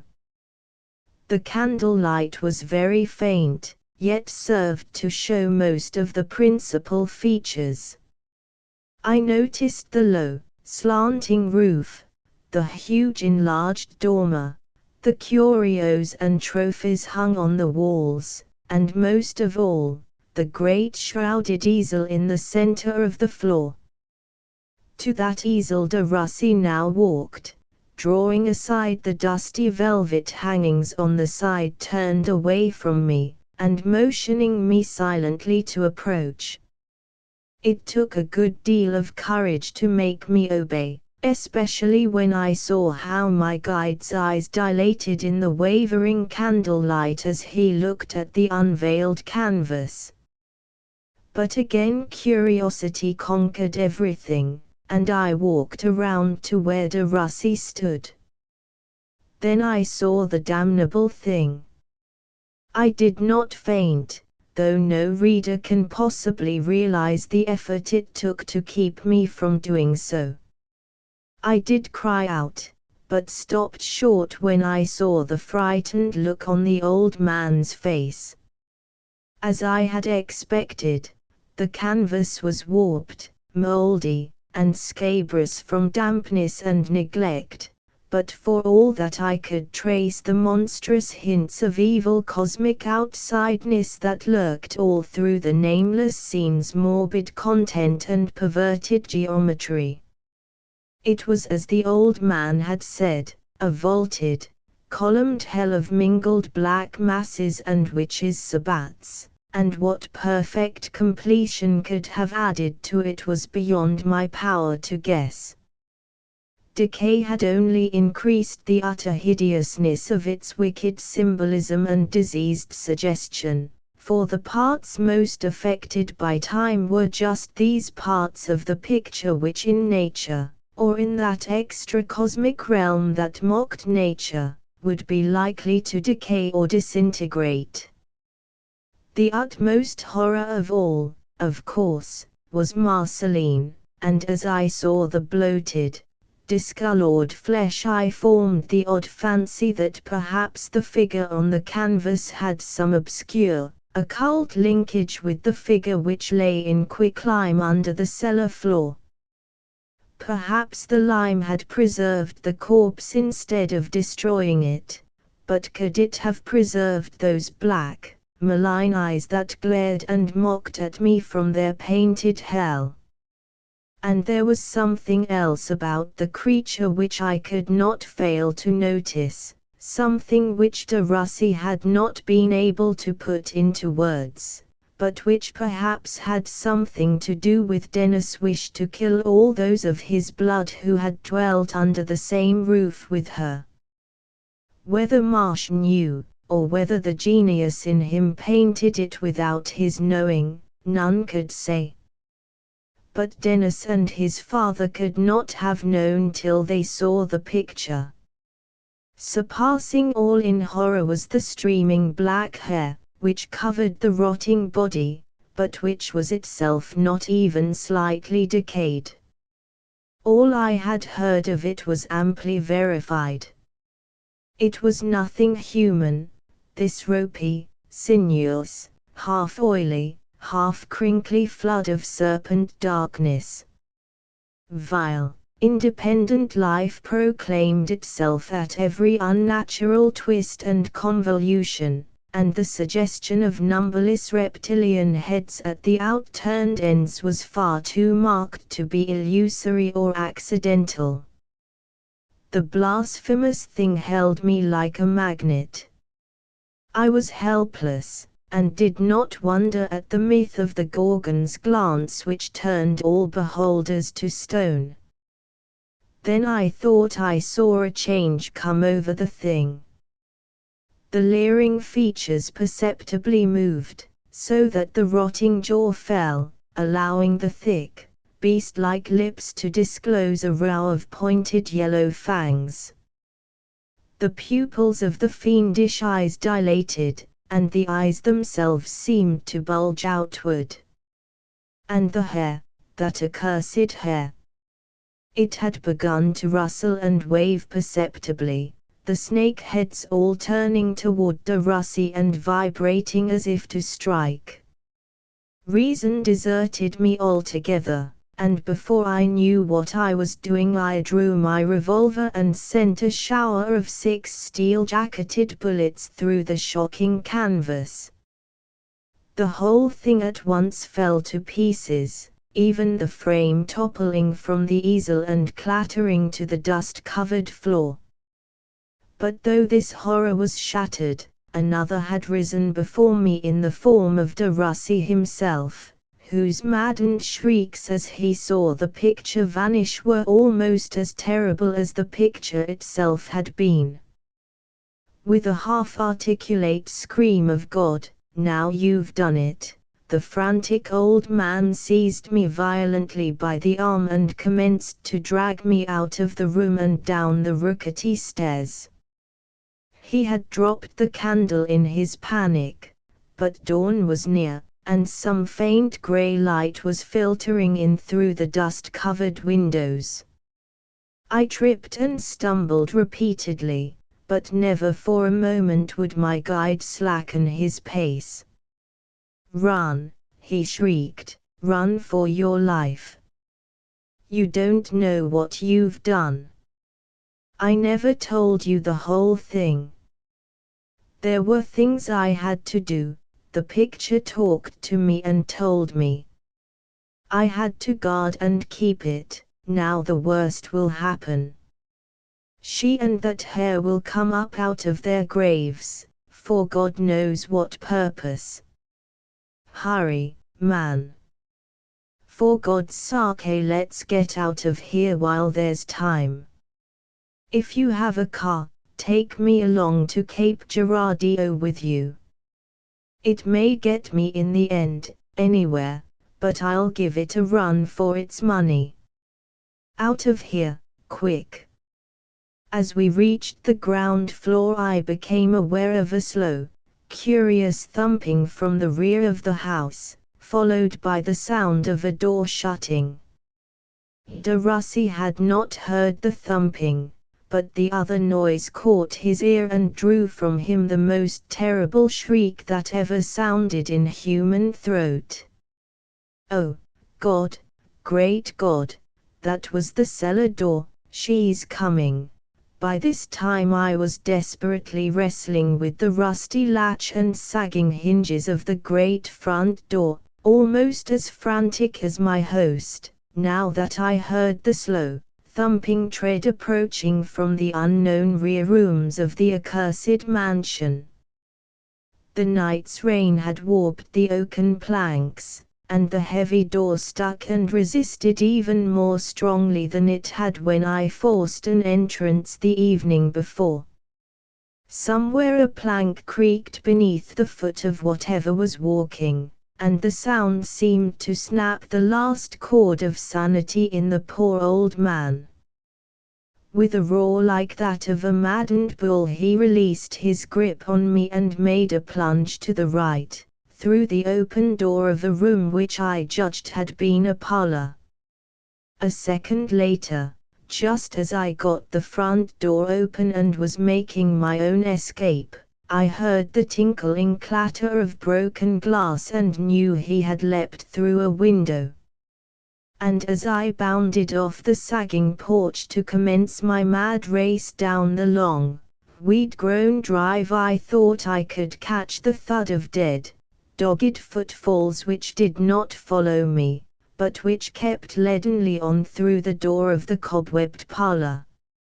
I looked backward only twice as I plunged heedlessly through the burrs and briars of that abandoned drive, past the dying lindens and grotesque scrub oaks, in the grey pallor of a cloudy November dawn.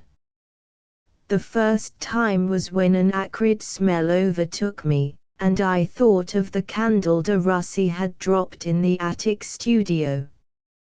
By then I was comfortably near the road, on the high place from which the roof of the distant house was clearly visible above its encircling trees, and just as I expected, thick clouds of smoke were billowing out of the attic dormers and curling upward into the leaden heavens. I thanked the powers of creation that an immemorial curse was about to be purged by fire and blotted from the earth. But in the next instant came that second backward look in which I glimpsed two other things that cancelled most of the relief and gave me a supreme shock from which I shall never recover. I have said that I was on a high part of the drive, from which much of the plantation behind me was visible. This vista included not only the house and its trees but some of the abandoned and partly flooded flat land beside the river, and several bends of the weed-choked drive I had been so hastily traversing. In both of these latter places I now beheld sights, or suspicions of sights, which I wished devoutly I could deny. It was a faint, distant scream which made me turn back again, and as I did so I caught a trace of motion on the dull grey marshy plain behind the house. At that distance human figures are very small, yet I thought the motion resolved itself into two of these, pursue and pursued. I even thought I saw the dark-clothed leading figure overtaken and seized by the bald, naked figure in the rear, overtaken, seized, and dragged violently in the direction of the now burning house. But I could not watch the outcome, for at once a nearer sight obtruded itself, a suggestion of motion among the underbrush at a point some distance back along the deserted drive. Unmistakably, the weeds and bushes and briars were swaying as no wind could sway them, swaying as if some large, swift serpent were wriggling purposefully along on the ground in pursuit of me. That was all I could stand. I scrambled along madly for the gate, heedless of torn clothing and bleeding scratches, and jumped into the roadster parked under the great evergreen tree. It was a bedraggled, rain-drenched sight, but the works were unharmed and I had no trouble in starting the thing. I went on blindly in the direction the car was headed for. Nothing was in my mind but to get away from that frightful region of nightmares and cacodemons, to get away as quickly and as far as gasoline could take me. About 3 or 4 miles along the road a farmer hailed me, a kindly, drawling fellow of middle age and considerable native intelligence. I was glad to slow down and ask directions, though I knew I must present a strange enough aspect. The man readily told me the way to Cape Girardeau, and inquired where I had come from in such a state at such an early hour. Thinking it best to say little, I merely mentioned that I had been caught in the night's rain and had taken shelter at a nearby farmhouse, afterward losing my way in the underbrush trying to find my car. At a farmhouse, eh? Wonder whose it could have been. Ain't nothing standing this side o' Jim Ferris' place across Barker's Creek, and that's all o' 20 miles by the road. I gave a start, and wondered what fresh mystery this portended, then asked my informant if he had overlooked the large ruined plantation house whose ancient gate bordered the road not far back. Funny ye should recollect that, stranger. Must 'a been here afore some time. But that house ain't there now. Burned down 5 or 6 years ago, and they did tell some queer stories about it. I shuddered. You mean Riverside, Ol' Man de Russ's place? Queer goings on there 15 or 20 years ago. Ol' Man's boy married a gal from abroad, and some folks thought she was a mighty odd sort. Didn't like the looks of her. Then she and the boy went off sudden, and later on the Ol' Man said he was killed in the war. But some o' the niggers hinted queer things. Got around at last that the ol' fellow fell in love with the gal himself and killed her and the boy. That place was sure enough haunted by a black snake, mean that what it may. Then 5 or 6 years ago the Ol' Man disappeared and the house burned down. Some do say he was burnt up in it. It was a morning after a rainy night just like this, when lots o' folks heard an awful yellin' across the fields in old Russ's voice. When they stopped and looked, they see the house going up in smoke quick as a wink. That place was all like tinder anyhow, rain or no rain. Nobody never seen the Ol' Man again, but on't in a while they tell of the ghost of that big black snake glidin' around. What d'you make of it, anyhow? You seem to have knowed the place. Didn't ye ever hear tell of the de Russes? What do ye reckon was the trouble with that gal young Dennis married? She kinda made everybody shiver and feel hateful, though ye couldn't never tell why. I was trying to think, but that process was almost beyond me now. The house burned years ago. Then where, and under what conditions, had I passed the night? And why did I know what I knew of these things? Even as I pondered I saw a hair on my coat sleeve, the short, grey hair of an old man. In the end I drove on without telling anything. But I did hint that gossip was wronging the poor old planter who had suffered so much.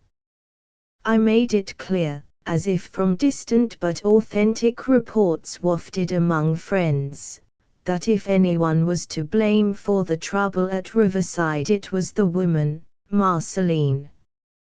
She was not suited to Missouri ways, I said, and it was too bad that Dennis had ever married her.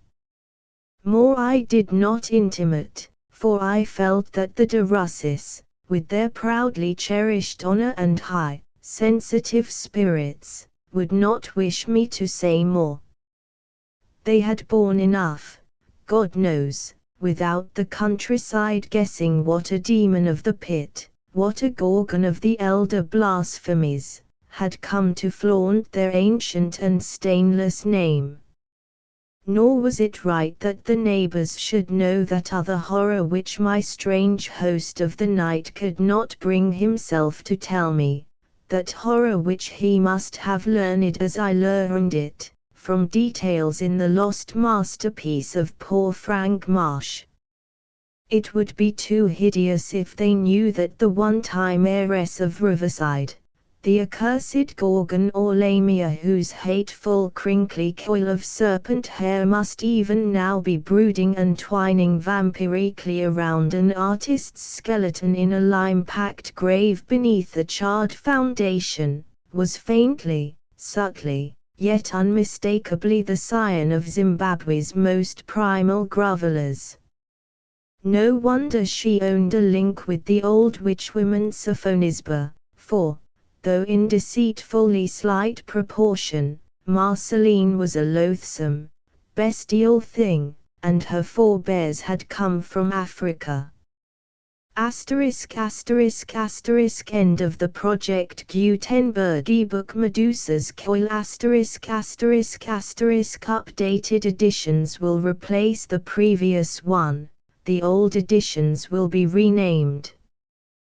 Creating the works from print editions not protected by U.S. copyright law means that no one owns a United States copyright in these works, so the Foundation, and you, can copy and distribute it in the United States without permission and without paying copyright royalties. Special rules, set forth in the general terms of use part of this license, apply to copying and distributing Project Gutenberg trademark symbol electronic works to protect the Project Gutenberg trademark symbol concept and trademark. Project Gutenberg is a registered trademark, and may not be used if you charge for an ebook, except by following the terms of the trademark license, including paying royalties for use of the Project Gutenberg trademark. If you do not charge anything for copies of this ebook, complying with the trademark license is very easy. You may use this ebook for nearly any purpose, such as creation of derivative works, reports, performances and research. Project Gutenberg ebooks may be modified and printed and given away. You may do practically anything in the United States with ebooks not protected by U.S. copyright law. Redistribution is subject to the trademark license, especially commercial redistribution. Start. Full license. The full Project Gutenberg license. Please read this before you distribute or use this work to protect the Project Gutenberg trademark symbol mission of promoting the free distribution of electronic works. By using or distributing this work, or any other work associated in any way with the phrase Project Gutenberg, you agree to comply with all the terms of the full Project Gutenberg trademark symbol license available with this file or online at www.gutenberg.org/license.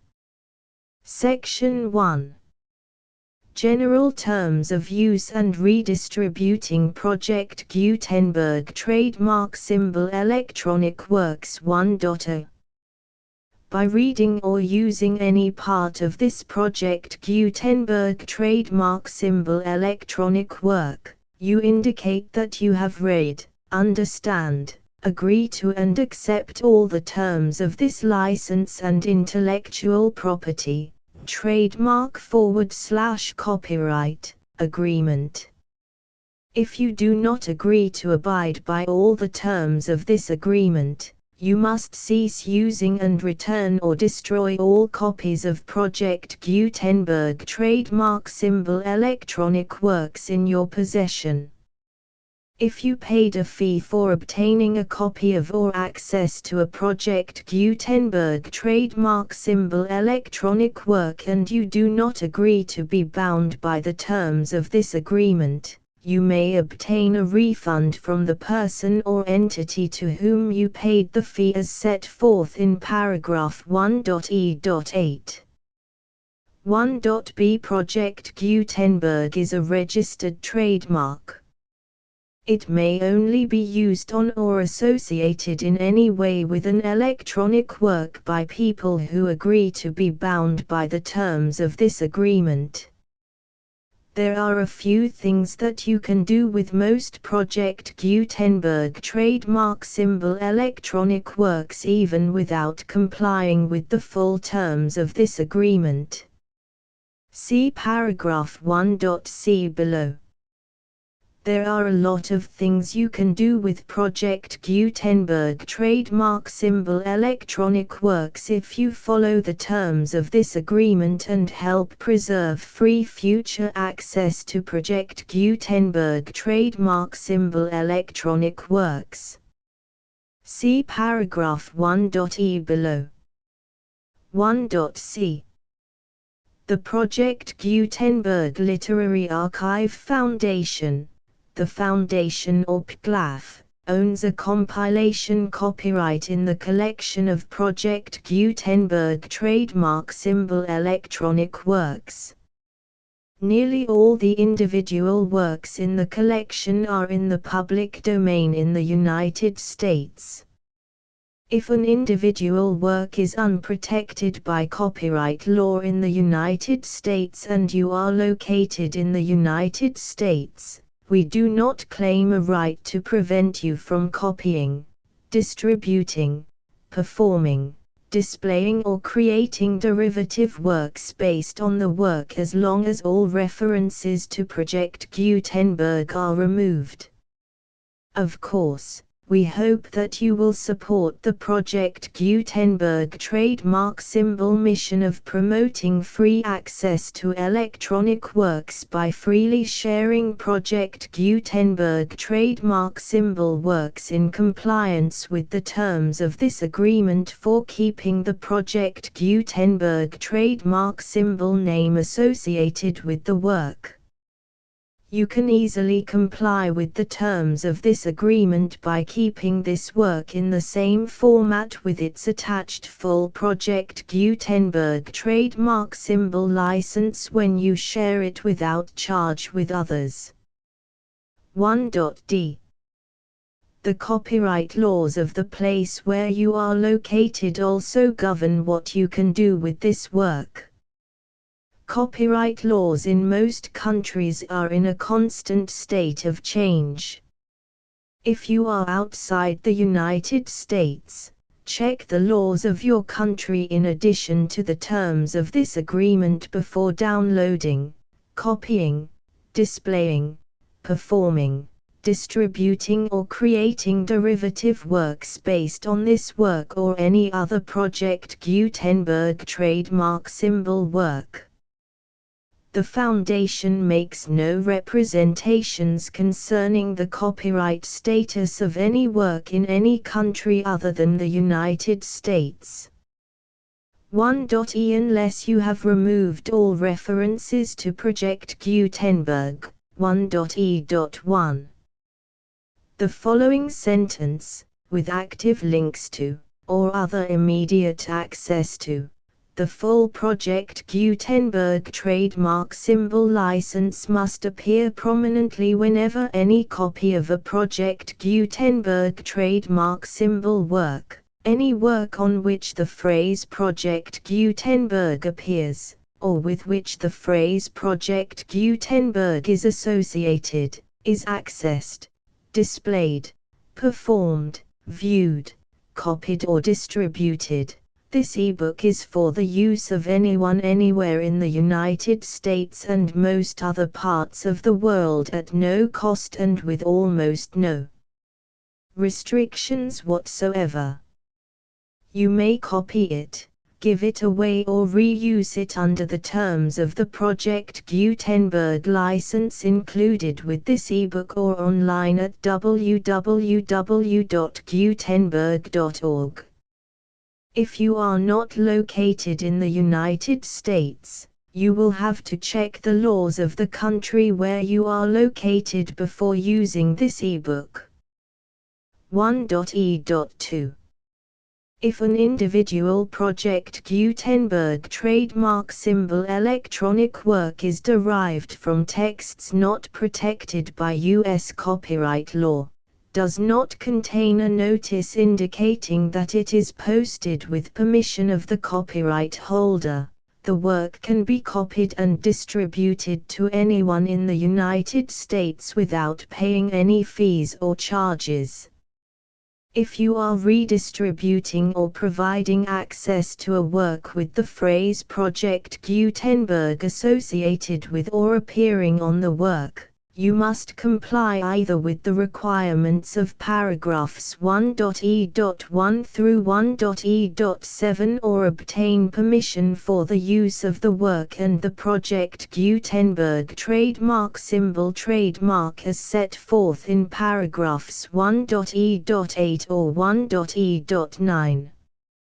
1.e.3 If an individual Project Gutenberg trademark symbol electronic work is posted with the permission of the copyright holder, your use and distribution must comply with both paragraphs 1.e.1 through 1.e.7 and any additional terms imposed by the copyright holder. Additional terms will be linked to the Project Gutenberg trademark symbol license for all works posted with the permission of the copyright holder found at the beginning of this work. 1.e.4 Do not unlink or detach or remove the full Project Gutenberg trademark symbol license terms from this work, or any files containing a part of this work or any other work associated with Project Gutenberg trademark symbol. 1.e.5 Do not copy, display, perform, distribute or redistribute this electronic work, or any part of this electronic work, without prominently displaying the sentence set forth in paragraph 1.e.1 with active links or immediate access to the full terms of the Project Gutenberg trademark symbol license. 1.e.6 You may convert to and distribute this work in any binary, compressed, marked up, non-proprietary or proprietary form, including any word processing or hypertext form. However, if you provide access to or distribute copies of a Project Gutenberg trademark symbol work in a format other than plain vanilla ASCII or other format used in the official version posted on the official Project Gutenberg trademark symbol website, www.gutenberg.org, you must, at no additional cost, fee or expense to the user, provide a copy, a means of exporting a copy, or a means of obtaining a copy upon request, of the work in its original plain vanilla ASCII or other form. Any alternate format must include the full Project Gutenberg trademark symbol license as specified in paragraph 1.e.1. 1.e.7 Do not charge a fee for access to, viewing, displaying, performing, copying or distributing any Project Gutenberg trademark symbol works unless you comply with paragraph 1.e.8 or 1.e.9. 1.e.8 You may charge a reasonable fee for copies of or providing access to or distributing Project Gutenberg trademark symbol electronic works provided that you pay a royalty fee of 20% of the gross profits you derive from the use of Project Gutenberg trademark symbol works calculated using the method you already use to calculate your applicable taxes. The fee is owed to the owner of the Project Gutenberg trademark symbol trademark, but he has agreed to donate royalties under this paragraph to the Project Gutenberg Literary Archive Foundation. Royalty payments must be paid within 60 days following each date on which you prepare, or are legally required to prepare, your periodic tax returns. Royalty payments should be clearly marked as such and sent to the Project Gutenberg Literary Archive Foundation at the address specified in Section 4. Information about donations to the Project Gutenberg Literary Archive Foundation. You provide a full refund of any money paid by a user who notifies you in writing, or by email, within 30 days of receipt that he does not agree to the terms of the full Project Gutenberg trademark symbol license. You must require such a user to return or destroy all copies of the works possessed in a physical medium and discontinue all use of and all access to other copies of Project Gutenberg trademark symbol works. You provide, in accordance with paragraph 1.f.3, a full refund of any money paid for a work or a replacement copy, if a defect in the electronic work is discovered and reported to you within 90 days of receipt of the work. You comply with all other terms of this agreement for free distribution of Project Gutenberg trademark symbol works. 1.e.9. If you wish to charge a fee or distribute a Project Gutenberg trademark symbol electronic work or group of works on different terms than are set forth in this agreement, you must obtain permission in writing from the Project Gutenberg Literary Archive Foundation, the manager of the Project Gutenberg trademark symbol trademark. Contact the Foundation as set forth in Section 3 below. 1.f1.f.1. Project Gutenberg volunteers and employees expend considerable effort to identify, do copyright research on, transcribe and proofread works not protected by U.S. copyright law in creating the Project Gutenberg trademark symbol collection. Despite these efforts, Project Gutenberg trademark symbol electronic works, and the medium on which they may be stored, may contain defects such as, but not limited to, incomplete, inaccurate or corrupt data, transcription errors, a copyright or other intellectual property infringement, a defective or damaged disk or other medium, a computer virus, or computer codes that damage or cannot be read by your equipment. 1.f.2. Limited warranty, disclaimer of damages, except for the right of replacement or refund described in paragraph 1.f.3, the Project Gutenberg Literary Archive Foundation, the owner of the Project Gutenberg trademark symbol trademark, and any other party distributing a Project Gutenberg trademark symbol electronic work under this agreement, disclaim all liability to you for damages, costs and expenses, including legal fees.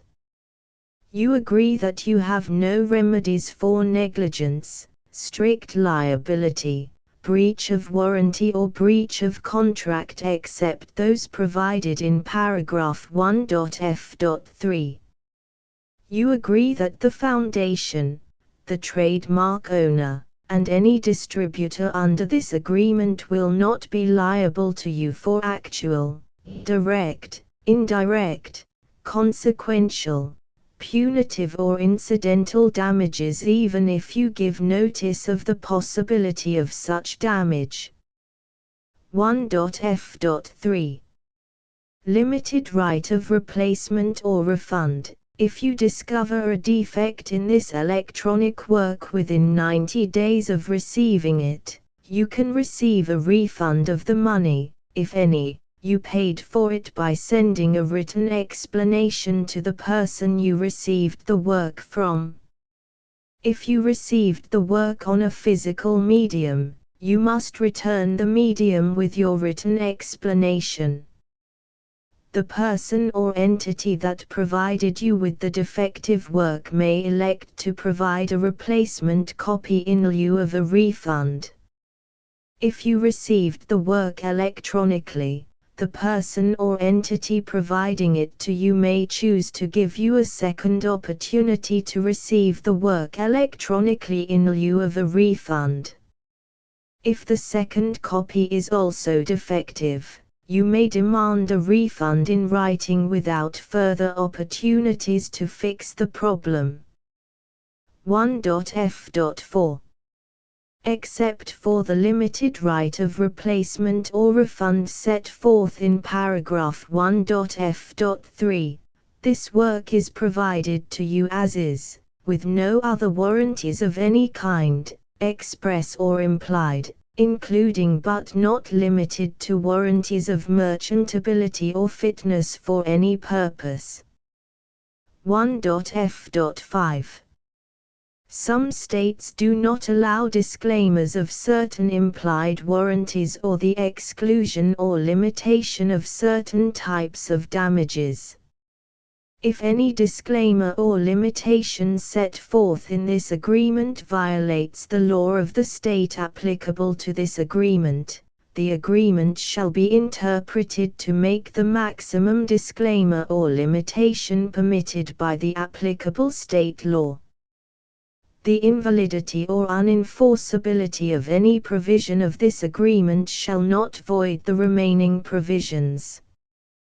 1.f.6 Indemnity. You agree to indemnify and hold the foundation, the trademark owner, any agent or employee of the foundation, anyone providing copies of Project Gutenberg trademark symbol electronic works in accordance with this agreement, and any volunteers associated with the production, promotion and distribution of Project Gutenberg trademark symbol electronic works, harmless from all liability, costs and expenses, including legal fees, that arise directly or indirectly from any of the following which you do or cause to occur.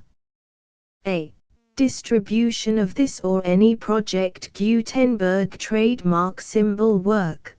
B. Alteration, modification, or additions or deletions to any Project Gutenberg trademark symbol work, and c. Any defect you cause. Section 2. Information about the mission of Project Gutenberg trademark symbol. Project Gutenberg trademark symbol is synonymous with the free distribution of electronic works in formats readable by the widest variety of computers, including obsolete, old, middle-aged and new computers.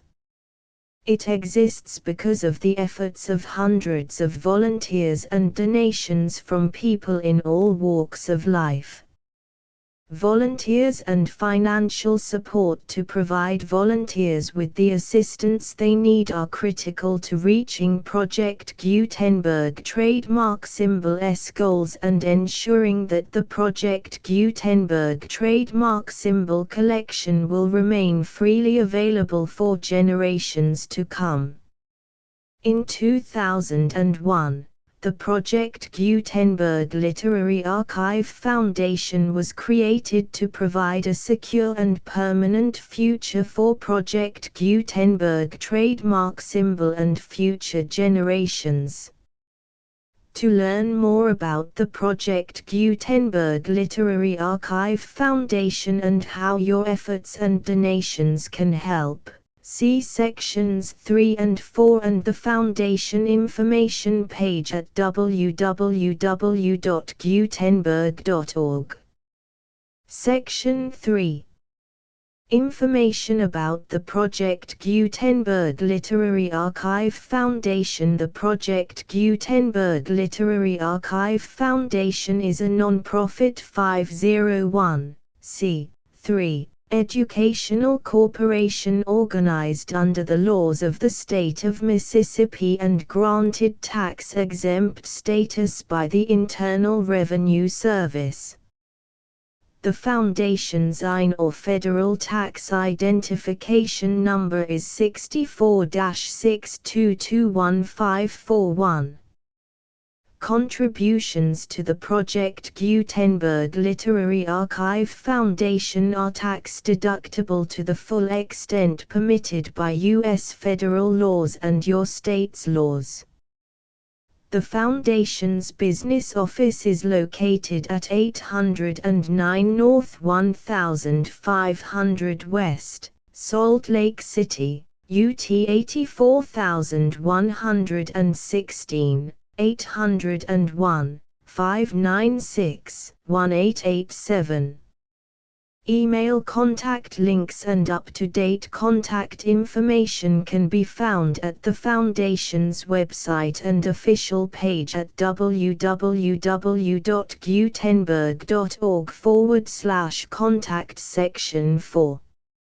Information about donations to the Project Gutenberg Literary Archive Foundation. Project Gutenberg trademark symbol depends upon and cannot survive without widespread public support and donations to carry out its mission of increasing the number of public domain and licensed works that can be freely distributed in machine-readable form accessible by the widest array of equipment including outdated equipment.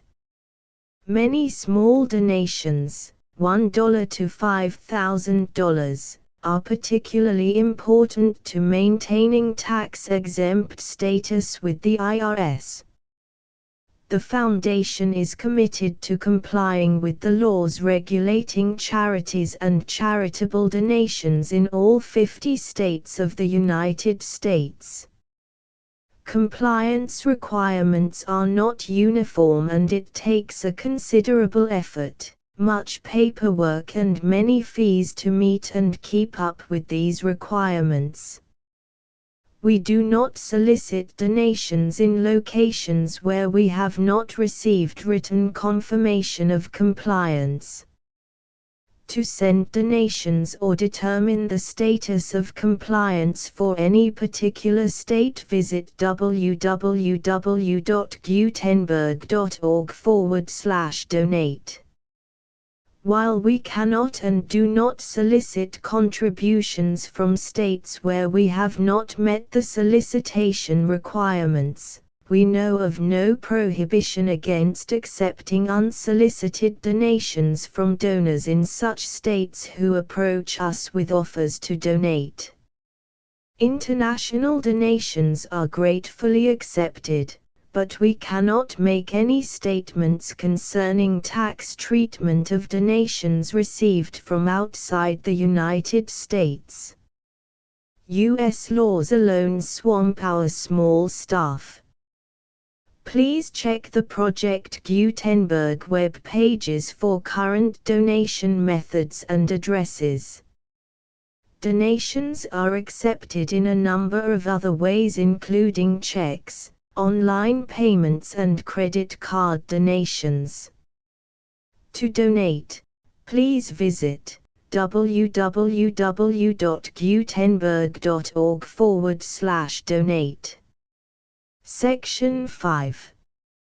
General information about Project Gutenberg trademark symbol electronic works. Professor Michael S. Hart was the originator of the Project Gutenberg trademark symbol concept of a library of electronic works that could be freely shared with anyone.